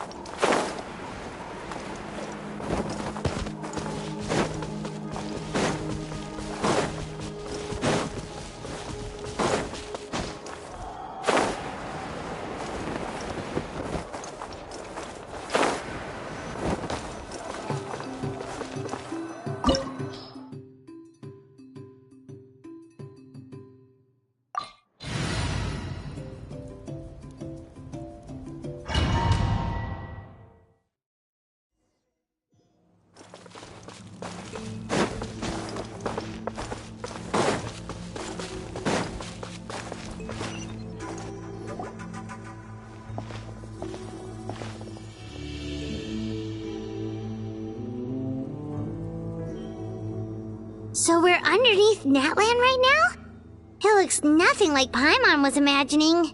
That's because in the distant past, Natlan was home to an incredibly advanced civilization ruled by dragons. Humans only established their own society after the fall of the dragons. So these are Saurian ruins? Wait, you mean like the elemental sovereigns? They had their own advanced civilization? Yes, a really long time ago. Very few records have survived until now, so no one really knows what the devices here are for. These ruins have been abandoned for a long time, but with the recent increase in Abyss activity, the installations around here have somehow been activated again. So what you're saying is, we're not in for an easy trip to the Night Kingdom. No. It's going to be obstacle after obstacle from here on out.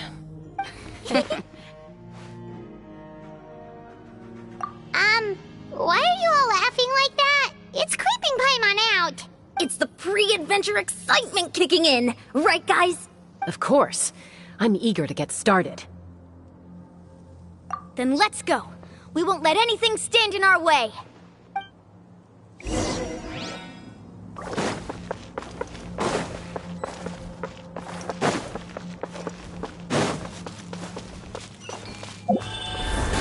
Seems like the road ends here.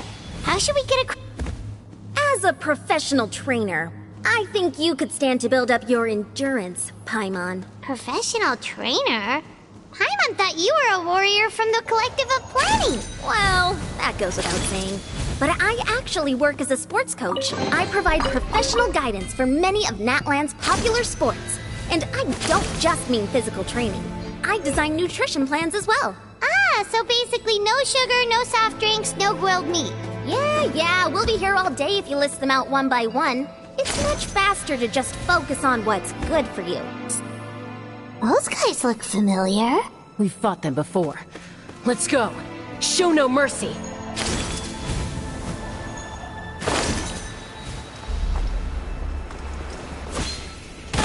There is no escape. One with nature. Order guide you. Stabilize.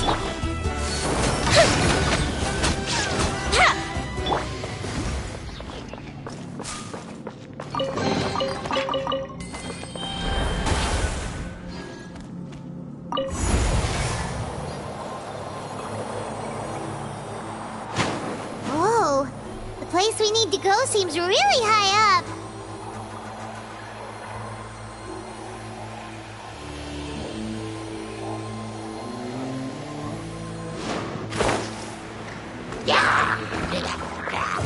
wind knows me.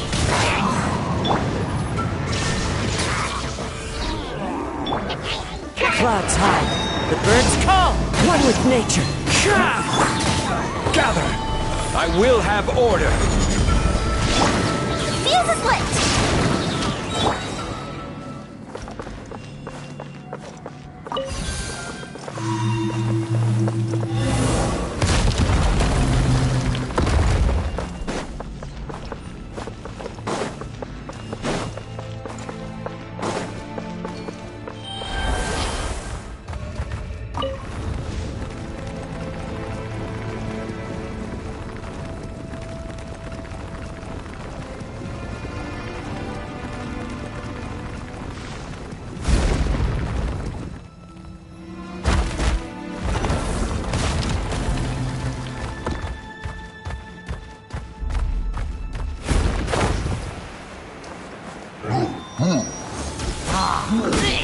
Shine down! The wind knows me. Solidify! Time for a light show!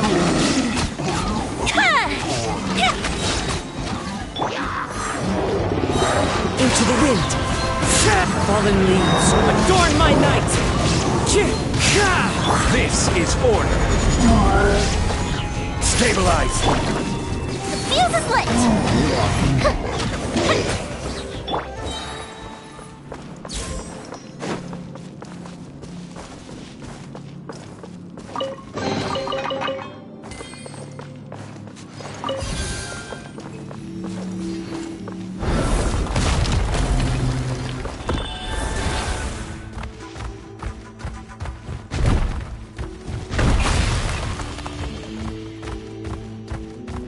This is the final stretch. We just need to climb up, and we'll be there. Nothing to it. Easy for you to say.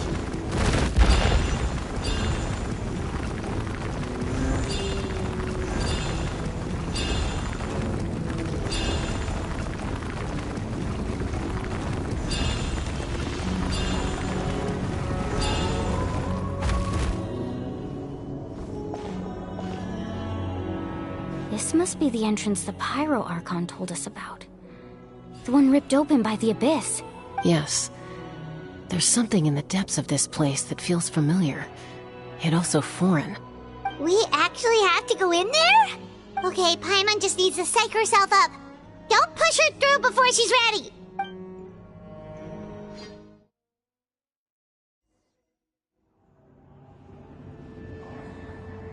Hey! You don't have to drag Paimon! You're pulling too hard!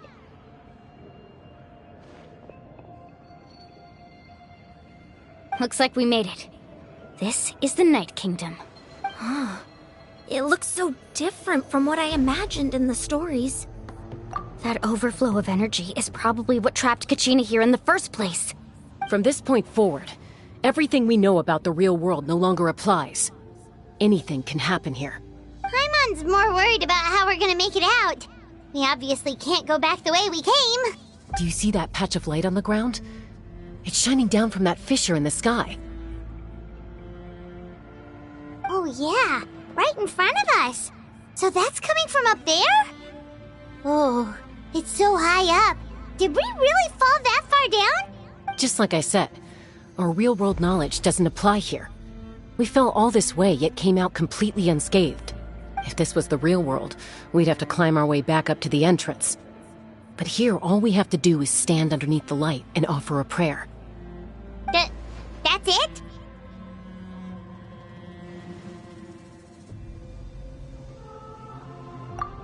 Right. We still got a job to do. So that means all we need to do is find Kachina and bring her to this location. Exactly. This light is streaming in from the real world. It's a link between the two realms. To navigate, and the visibility's not great either. How are we supposed to find Kachina in these conditions?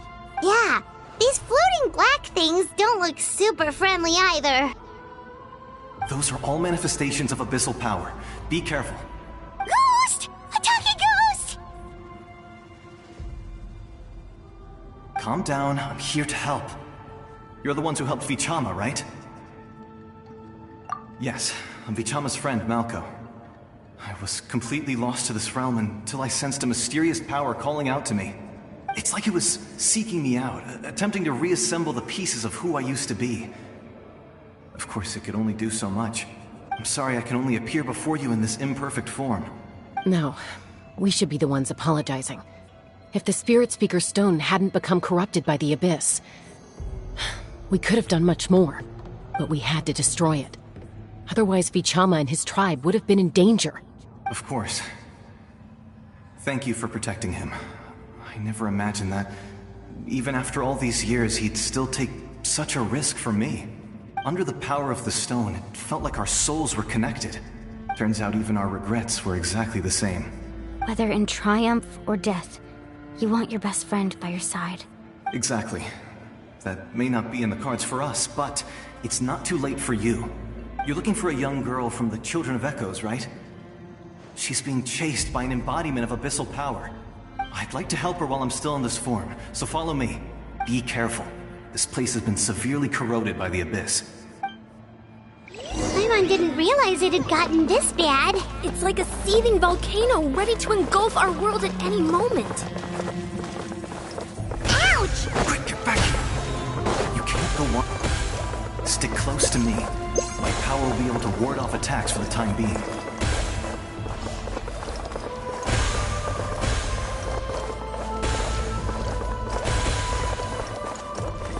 We won't be able to keep this up. Let's try another route. This way.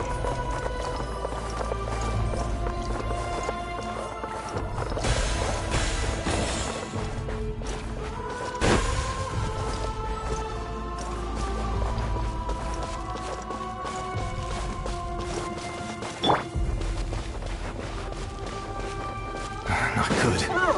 More monsters. We shouldn't waste our time on them.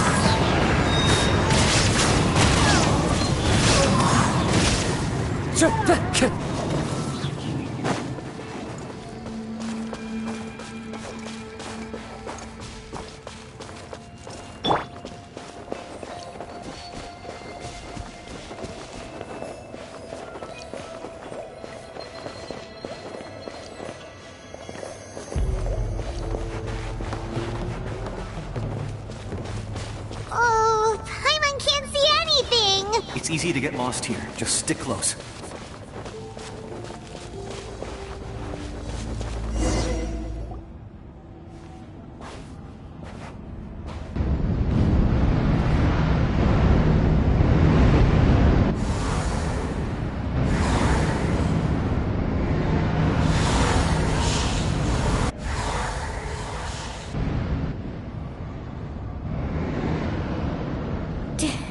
Did you hear that? What? Never mind.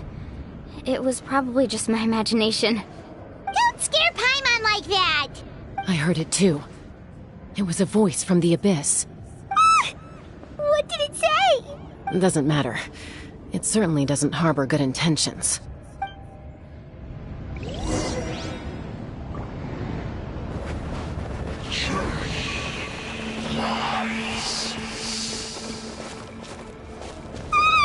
Paimon just heard it too! Let's keep going. Paimon wants to get out of this place!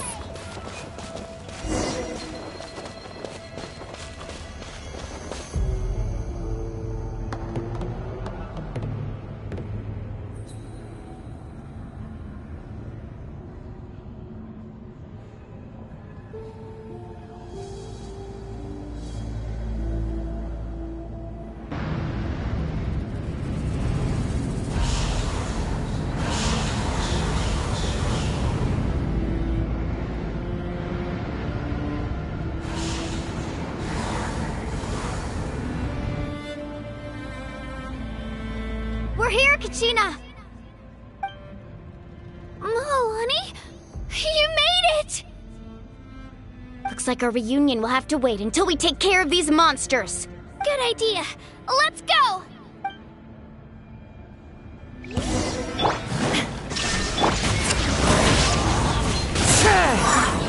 I will have order. Solidify. Time for a light show!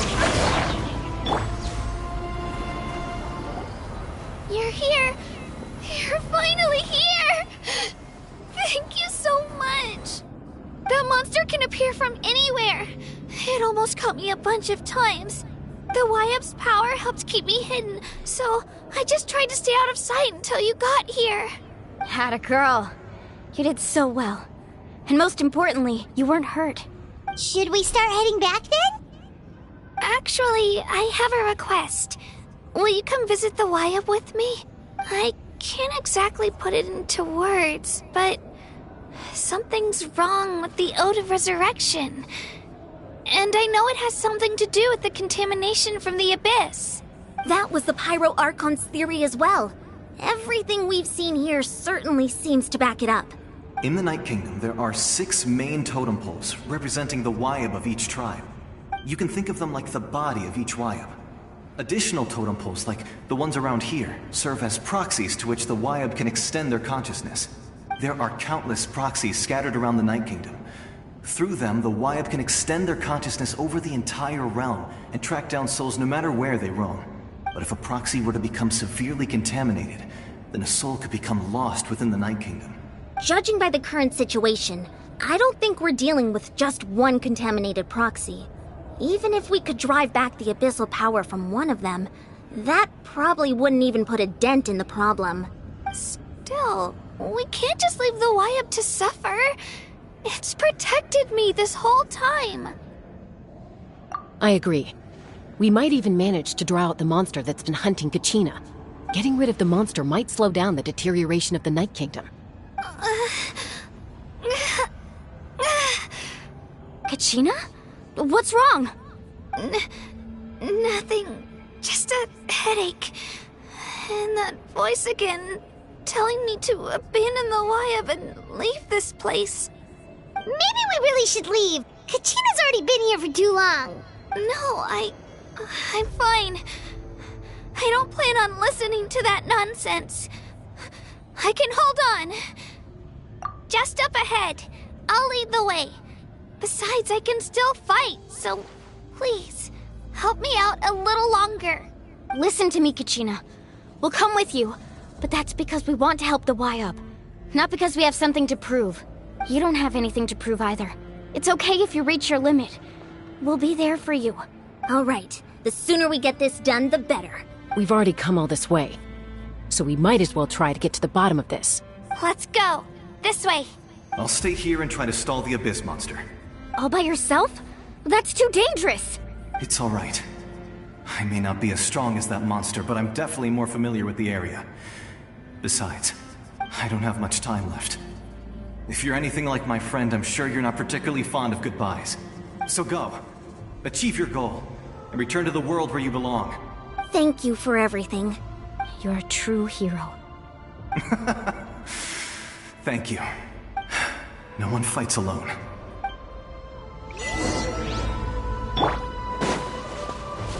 Does your head still hurt? Let me help you walk. I'm fine. You should know I'm made of stronger stuff than that.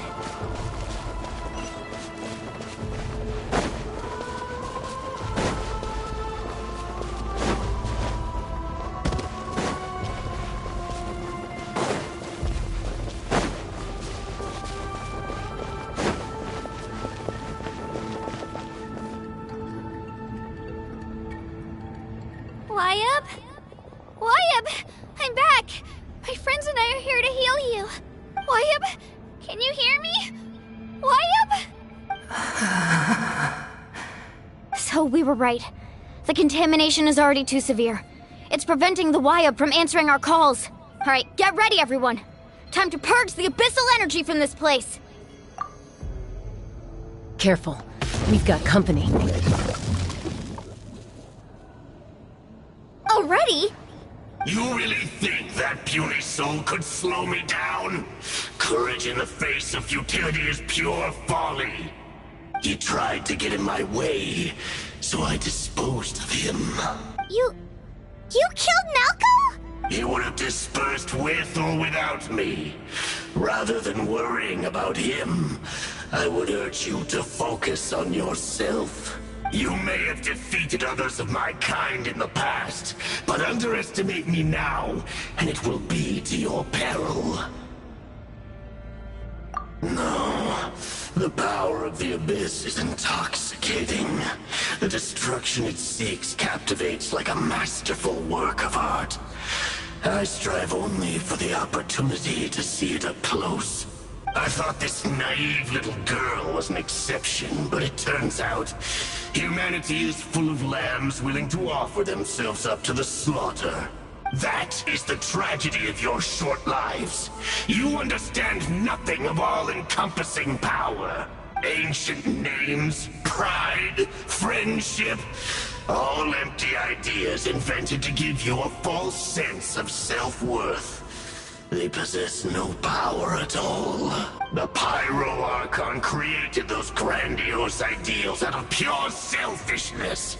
Anything to avoid sharing power. Anything to avoid handing over the primordial gift to ordinary people like you. Don't believe me? Then ask yourself, why is the Pyro Archon strong beyond measure, while you, Kachina, remain so pathetically weak? Kachina! Give me your hand.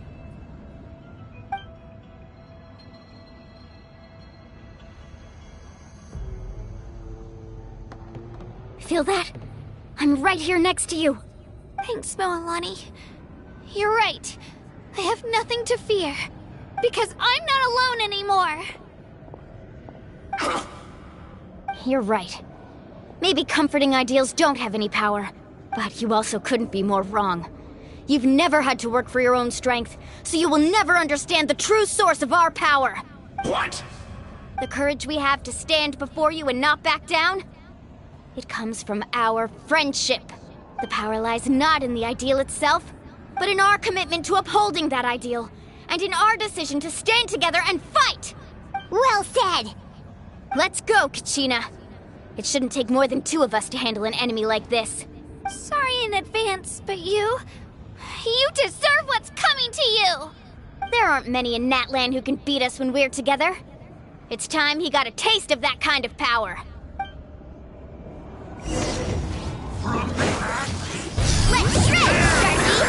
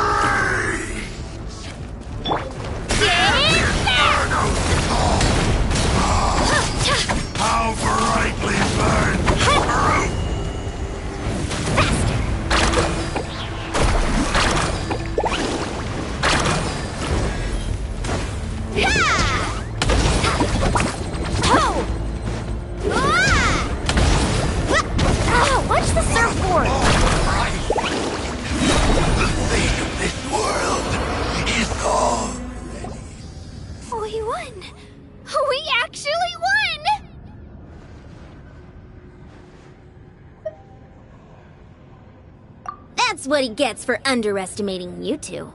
Fantastic work, Kachina! Absolutely fantastic! This makes me so unbelievably happy. I'm happy too, Moalani. Together we really are unstoppable! Huh? What's happening?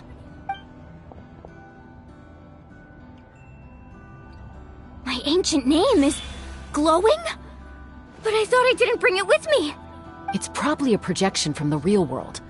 But that doesn't explain why it's glowing all of a sudden. Wait, does that mean you're...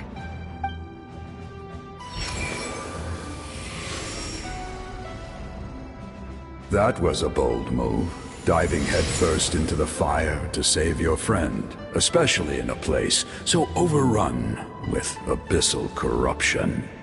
Still, seeing you pull it off was really something.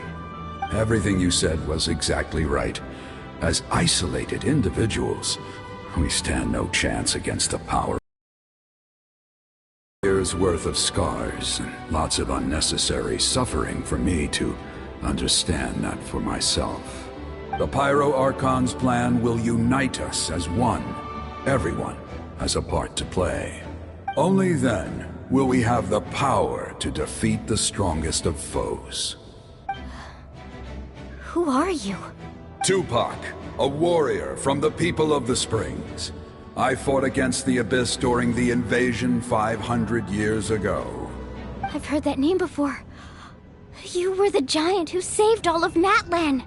Since you were able to awaken my words from your ancient name, that means you have fully embodied the aspirations of the Wayub. Under the name Umoja, you shall unite the tribes and save Natlan from its impending doom. Me? As long as blood still runs through your veins, even the tiniest spark of steel against stone can ignite a flame. Its blaze will become one with our vision for Natlan. Even amid everlasting darkness, our bonds remain eternal.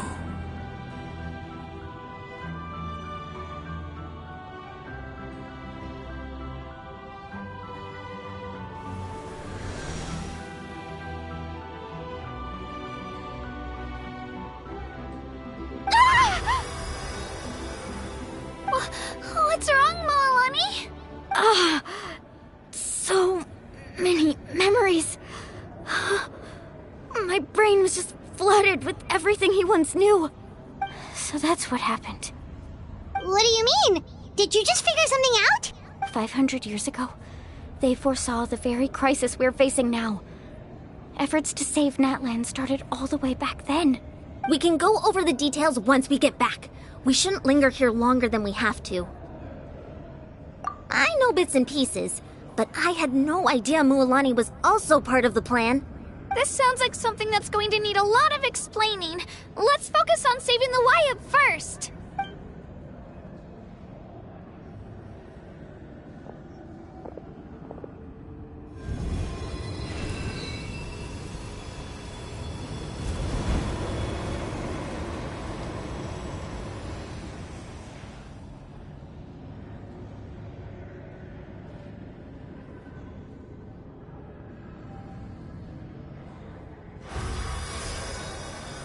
Okay, that should be enough.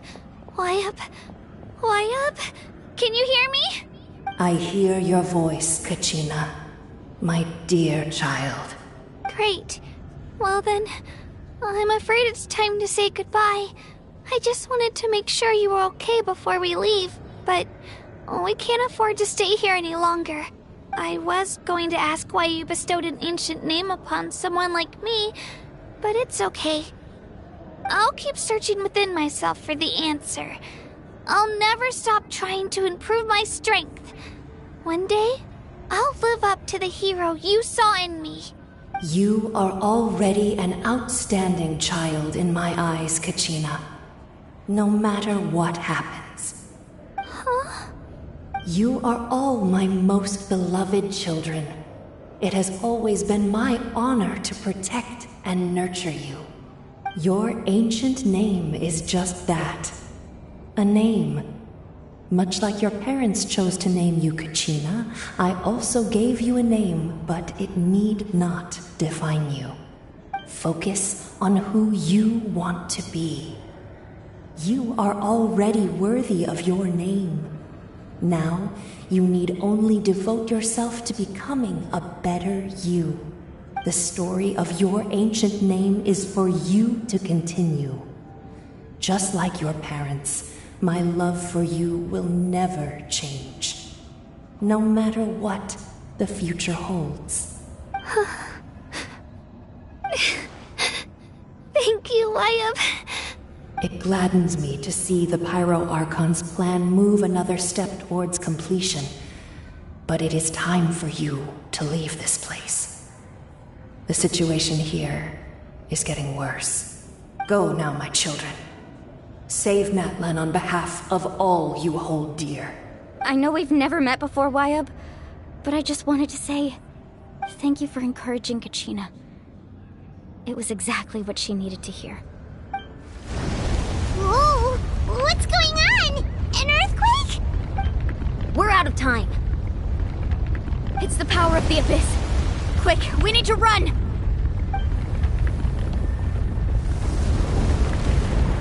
It's a seal! The Sealy opened the way for us!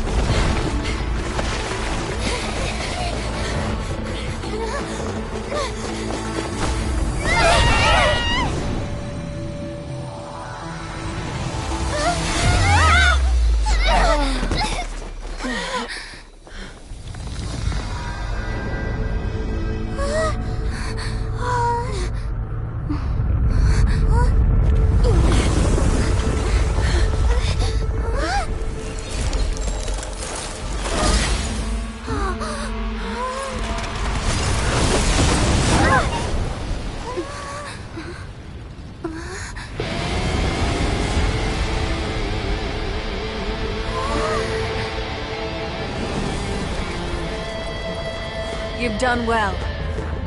Now come home.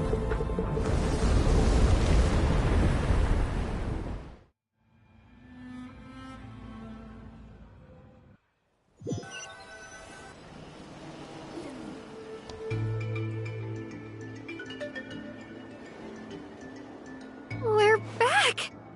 The Pyro Archon saved us. But she's not here. Yeah, didn't she say she used it all up? She's still in the Speaker's Chamber. What we saw in the Night Kingdom was just her consciousness. So you're saying her consciousness did all that? Every great display of power comes at a price. You must feel terrible, Kachina. Just hold on. We'll get you to a doctor soon. Let's get back to the stadium. The Pyro Archon said she'd have a doctor waiting for us. I recommend getting a full checkup, just to make sure no damage gits left behind. Paimon feels okay. What about you, Traveler? Right. You always seem to do pretty well against the Abyss. Let's get going. We need to share what we learned in the Night Kingdom as well. Right. The Wyatt mentioned something about the Pyro Archon's plan. What is it exactly? I'll let her explain everything. We're all a part of the plan now. Every move we make from here on out will decide Natlan's ultimate fate.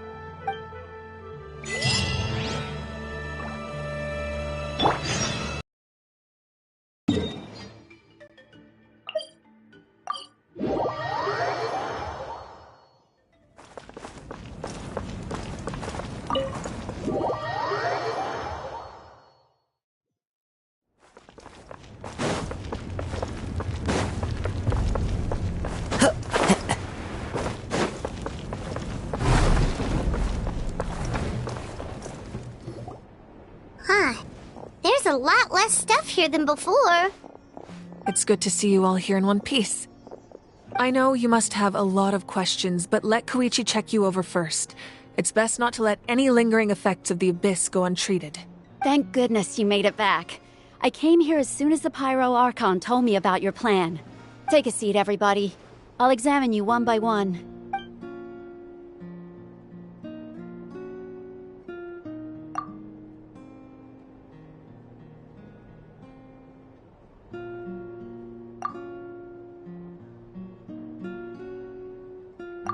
All right, that should do it for now.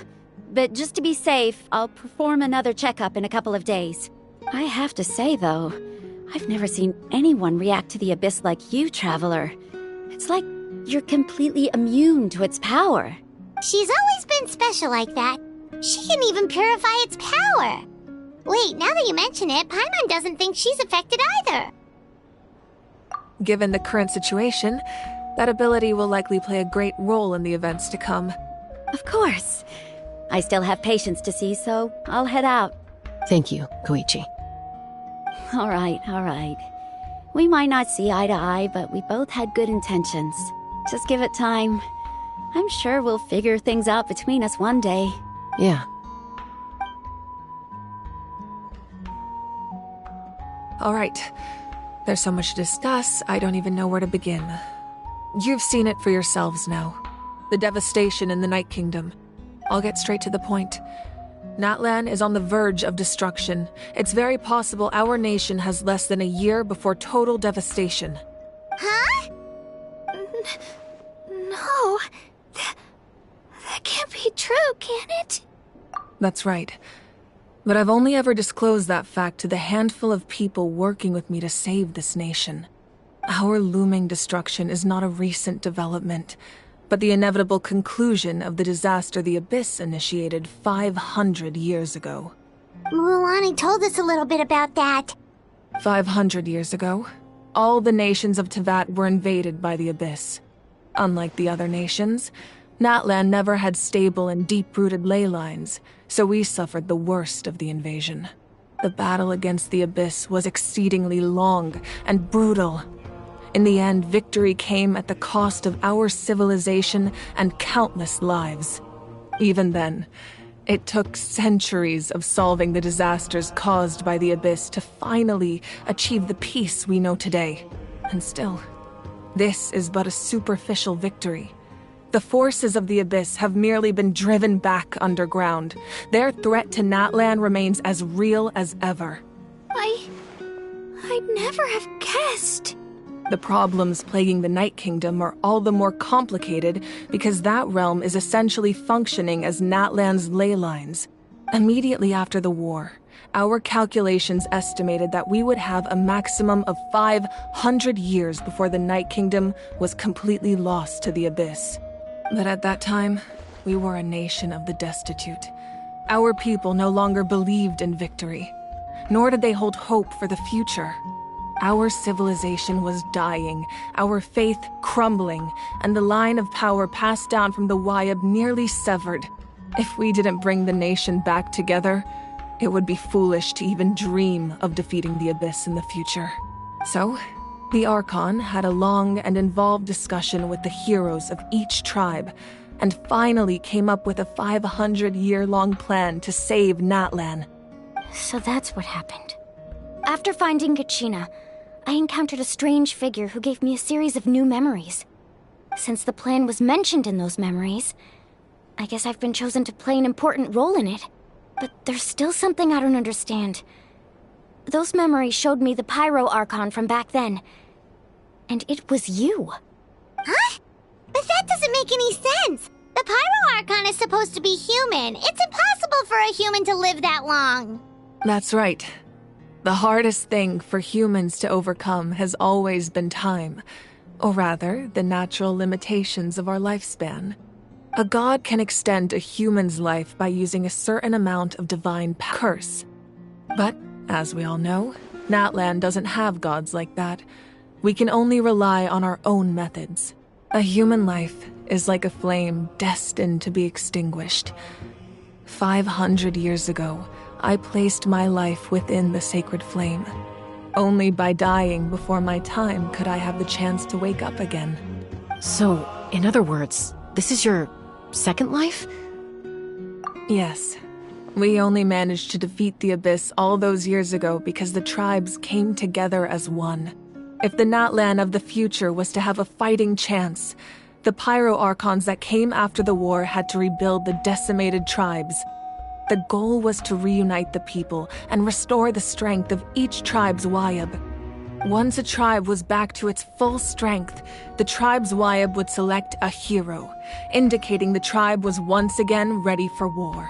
The Chosen would then stand by my side in defense of our nation, just like great heroes of old 500 years ago.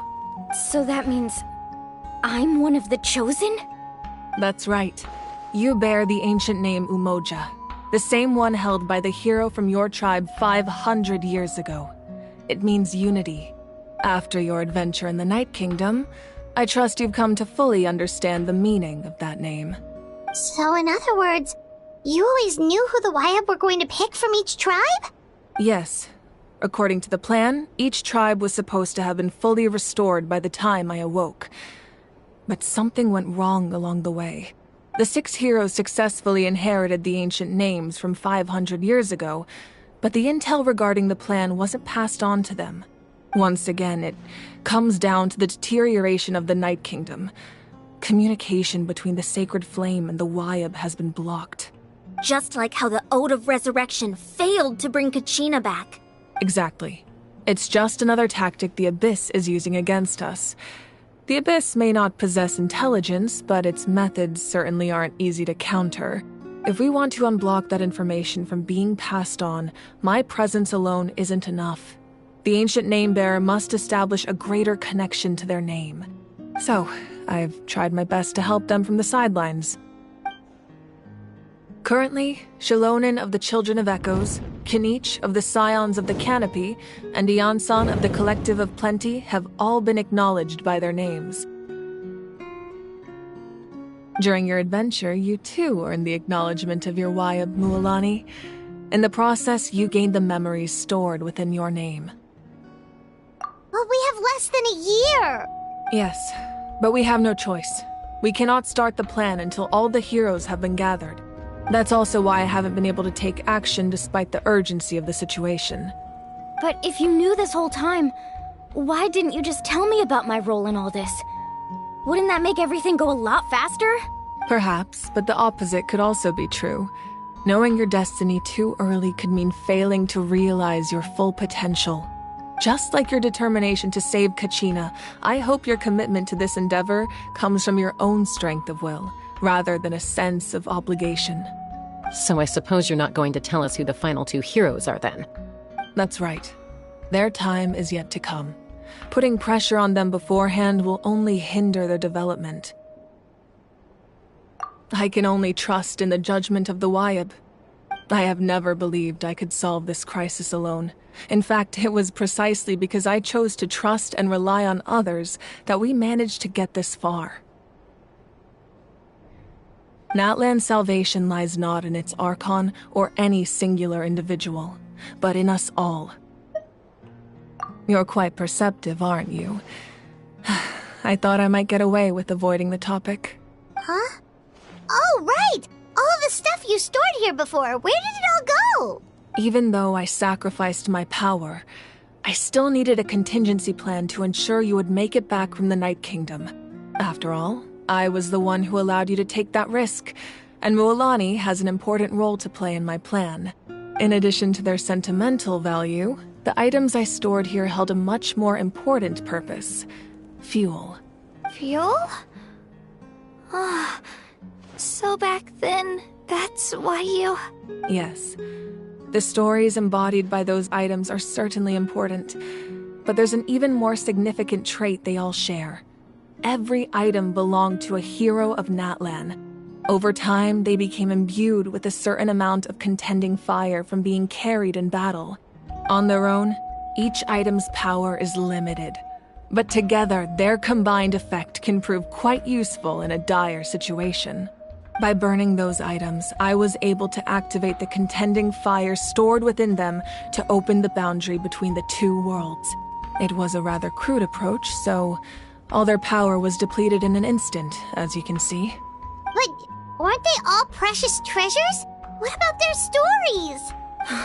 That's exactly why I dragged you all here. No matter what, I never wanted the Pyro Archon to have to use that power. Oh, I'm so sorry. You have nothing to be sorry for. You all deserve my thanks, actually. If you hadn't saved the totem pole, that area of the Night Kingdom would have been forever lost to the Abyss. And then, it would only be a matter of time before the Children of Echoes was met with disaster. Besides, when those heroes entrusted their belongings to me, or the Pyro Archon of their time, it was out of a desire to contribute to Natlan's survival. If they knew those items helped save the present-day heroes of Natlan, they would not mourn their loss. Even when you put it that way, I still feel bad. There's no need. Remember what I told you about time? The people and the events of the past are never truly lost to us. We simply carry them with us in a different form. In that sense, we didn't lose anything at all. If you still have regrets, let them fuel your resolve in the battles to come. Your deeds will become new legends and nurture new forms of power just like the items once stored here. Well, we'd still like to return the favor. Well, if that's the case, just treat me to a drink sometime. Now that Kachina has returned, we can finally hold the victory feast and celebrate your team's triumph in the Night Warden Wars. And we could all use the rest, that's for sure. Plus, you'll be able to silence everyone who doubted you once and for all, Kachina. Still, now that I know the danger we're facing, having a victory feast doesn't feel right. Try not to let it get to you. It's important to stay calm. Worrying about it will only affect your judgment. All right. You should head out. I'll join you in a bit.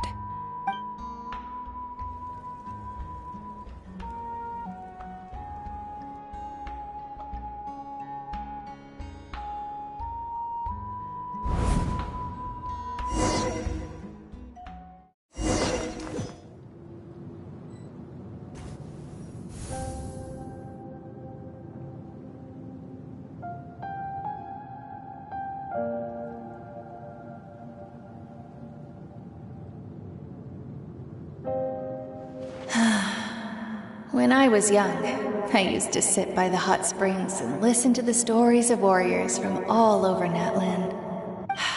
They attract people from all walks of life. Friends come easy here, no matter what tribe you're from. The people of the springs have never claimed the hot springs as their own private property. They are there to bring all hot spring buddies together. It's been really nice, seeing the children of my tribe get older. It's helped me gradually understand the true value of the springs. I've witnessed their energy, their determination, their absolute passion for life. Even when they cause trouble, I never managed to hold on to my anger for long. It's unbelievable how quickly they worm their way back into my good graces. I'm certain Mualani will become a great warrior when she grows up. She possesses infinite potential. I can see it. One day, when I'm no longer in fighting form, I'll come here and tell stories to all the children, just like those warriors did for me. So, you better get busy, Pyro Archon, or I'll end up running out of stories.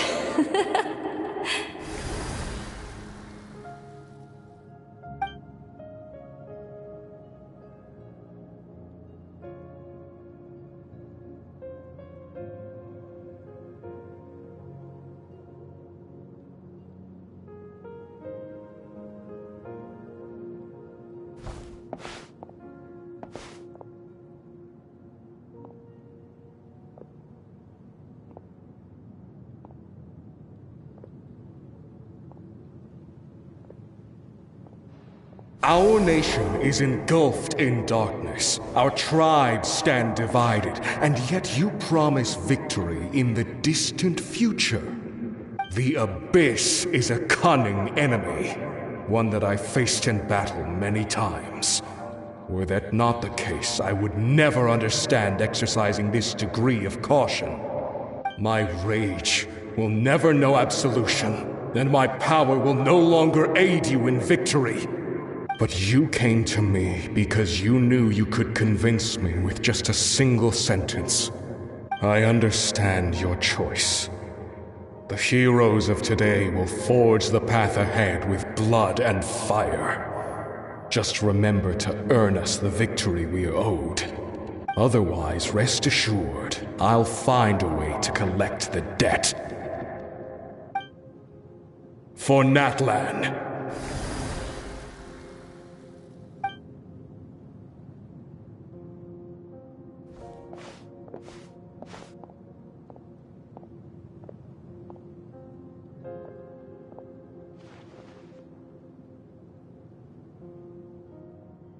So, you're gonna head 500 years in the future to serve as the Pyro Archon again? But what about the you from right now? You're just gonna die? You can't ask her those questions and expect her to answer, my dear. The decision is hers to make, and she deserves our support. We will do everything we can to rebuild the tribes. Don't you worry. Even across time, we will all do our part to fight for Natlan's future. Yeah, Mom's right. We'll always believe in you, sis. Oh, seriously though, Dad should be here. Where is he? I imagine he didn't know what to say, so he chose not to come at all. Don't take it to heart, my dear. That's just who he is. Just remember, no matter what happens in the future, we will always love you.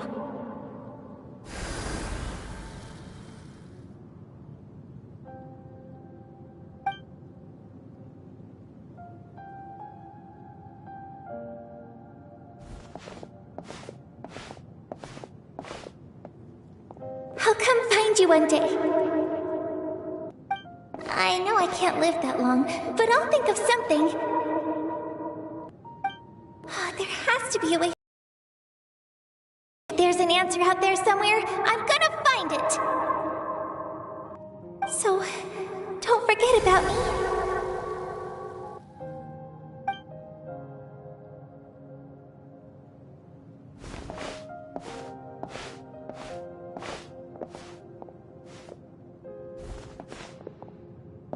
If that's your decision, then you have my full support, Archon. May our children live to see such a lovely son. For Natlan! No one fights alone.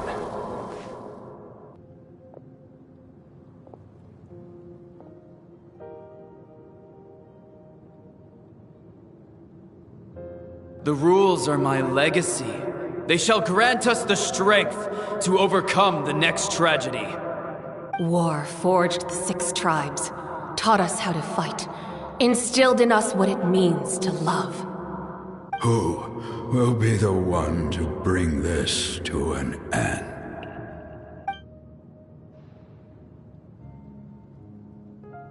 We are the inheritors of memory and legend.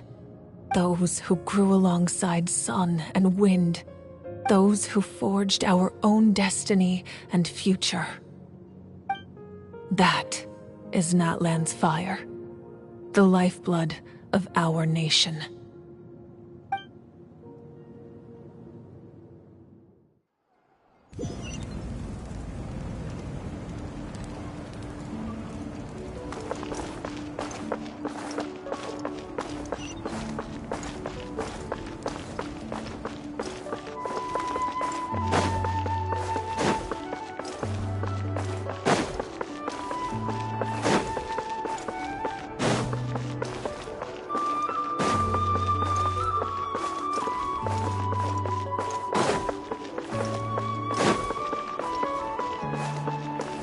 Time to go.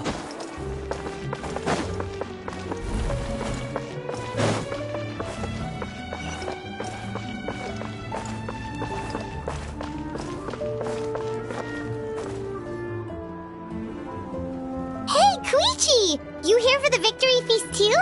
Oh, no. I knew Chaska would be here, so I just came to deliver some medicine. I was about to leave, actually. But it's not that I don't want to celebrate Kachina and the others. I'm so glad she made it back. It's just... well, I'll make things awkward if I'm around my sister right now. Ah, well, you two had a fight, so Paimon can understand. She didn't cause any trouble during your trip, right? Yeah, she was super helpful. She gave us a lot of useful information about the Abyss. That's good. That's all I needed to know. Is there a reason you asked? You were pretty outspoken when we first met, but now it's like you're holding something back. Maybe it seemed unreasonable, picking that fight with her before you left, but I did it for a reason. Her impulse to fight is extremely strong. Her mental strength helps her rein it in, but she still loses control sometimes. I had no idea what you might face in the Night Kingdom, so I didn't want to take any chances. So what you're saying is... Okay, so maybe it sounds a little stupid, but it works pretty well. It helps her keep her cool for a little while, at least. Anyway, I'm just glad you were able to make it back safe and sound. That's all I wanted. But do you really have to go that far? Can't you just talk it out? No way. Chaska never opens up about her own pain, especially to her family. She can't learn about this, or it'll be even harder to help her. I appreciate the understanding, and don't worry. I'll find a way to help her ease this burden. Anyway, I need to get going. Enjoy the celebration. Oh, and if you ever need a doctor, you know who to find. Huh. Who would have thought there was a deeper reason behind their arguing? In the end, it's all the Abyss's fault. Paimon's had enough of them.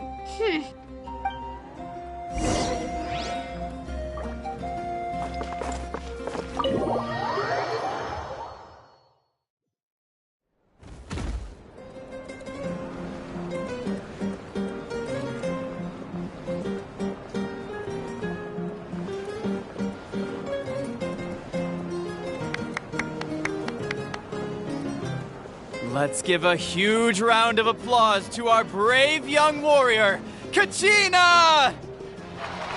Woohoo! Well done, Kachina. Thank you, everyone. I'm so glad I finally made it. I always knew you could do it. With so much potential at your age, you have a great future ahead of you. You're one to talk. Don't think I didn't know you were the first person to abandon your team. I'll be dealing with you when we get back. I had no choice. My friend invited me. I couldn't just say no.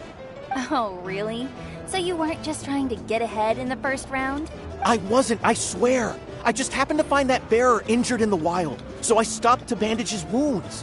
When he insisted on repaying the favor, what was I supposed to do?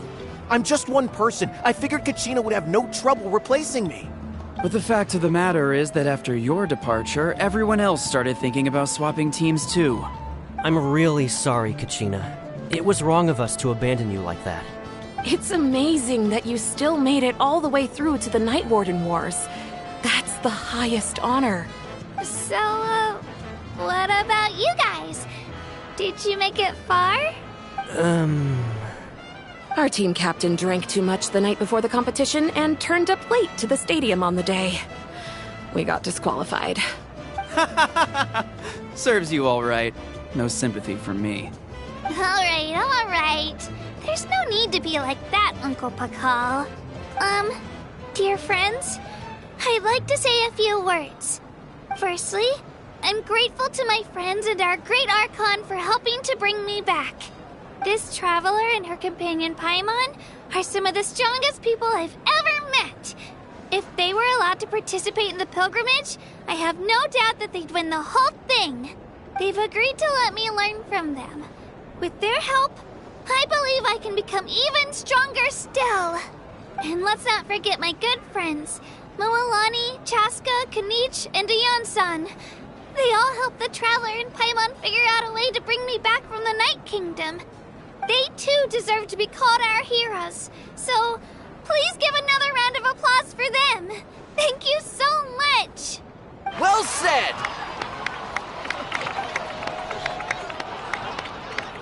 I'll drink to that. How does it feel being a hero, Kachina? To be honest, it's a bit overwhelming. It all just feels so surreal. Well, you better get used to it. Next up, Undefeated Champion! Hey, please don't make fun of me.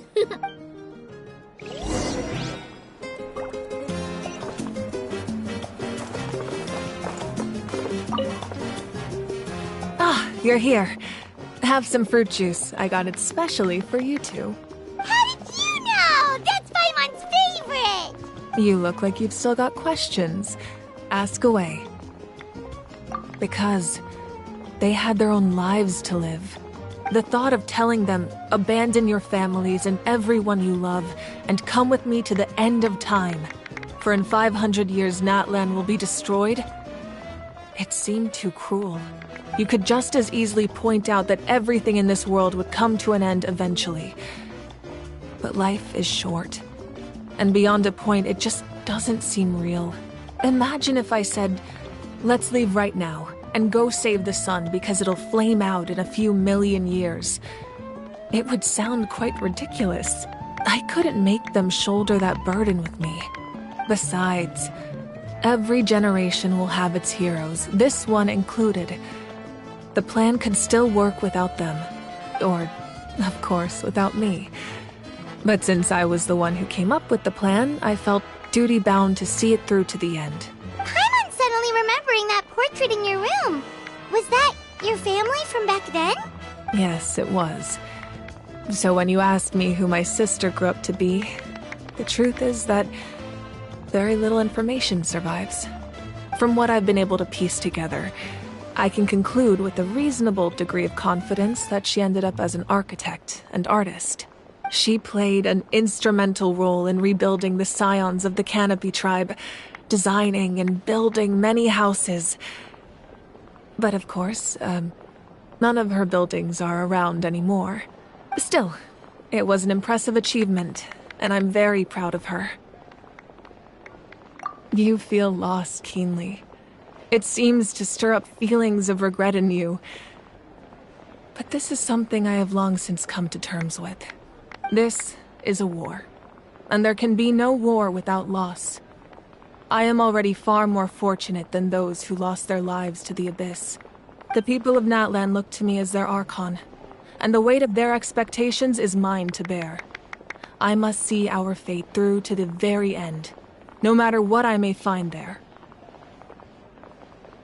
Yeah, doesn't that mean the way everything ends has already been written, including your plan?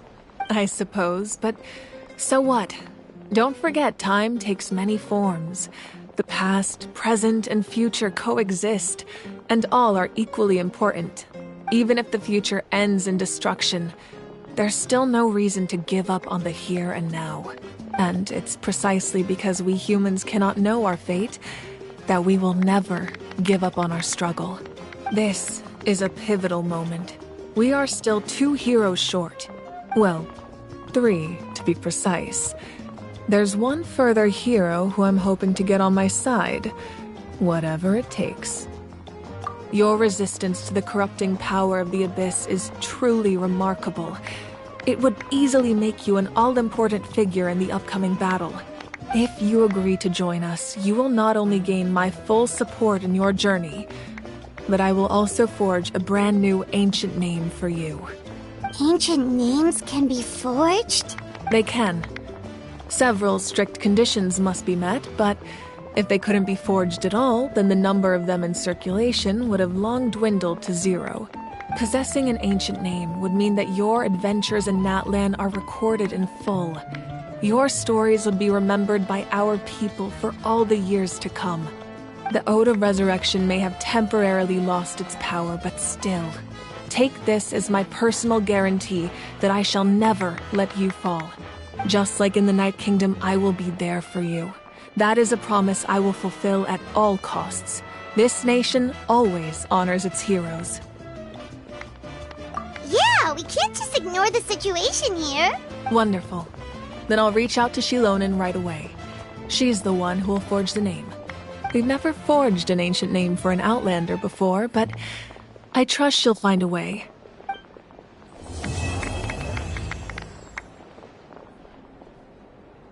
My lord, we've received word that the Pyro Archon has lost much of her power. Although your injury complicates things, this is most certainly the opportune time to seize the Gnosis. Victory and defeat are rules, not outcomes. I have never taken advantage of an opponent in a time of weakness, and I don't intend to start now. As for you, I must confess, I did not expect that little trick of yours to save the day. No matter how dense the fog, as long as the sun remains, we cannot turn day into night. She could have dispelled it. She simply chose not to. You don't have much time, and you're injured on top of that. What do you plan to do next? I'm beginning to see just how useful you may turn out to be. You heard something from here, didn't you?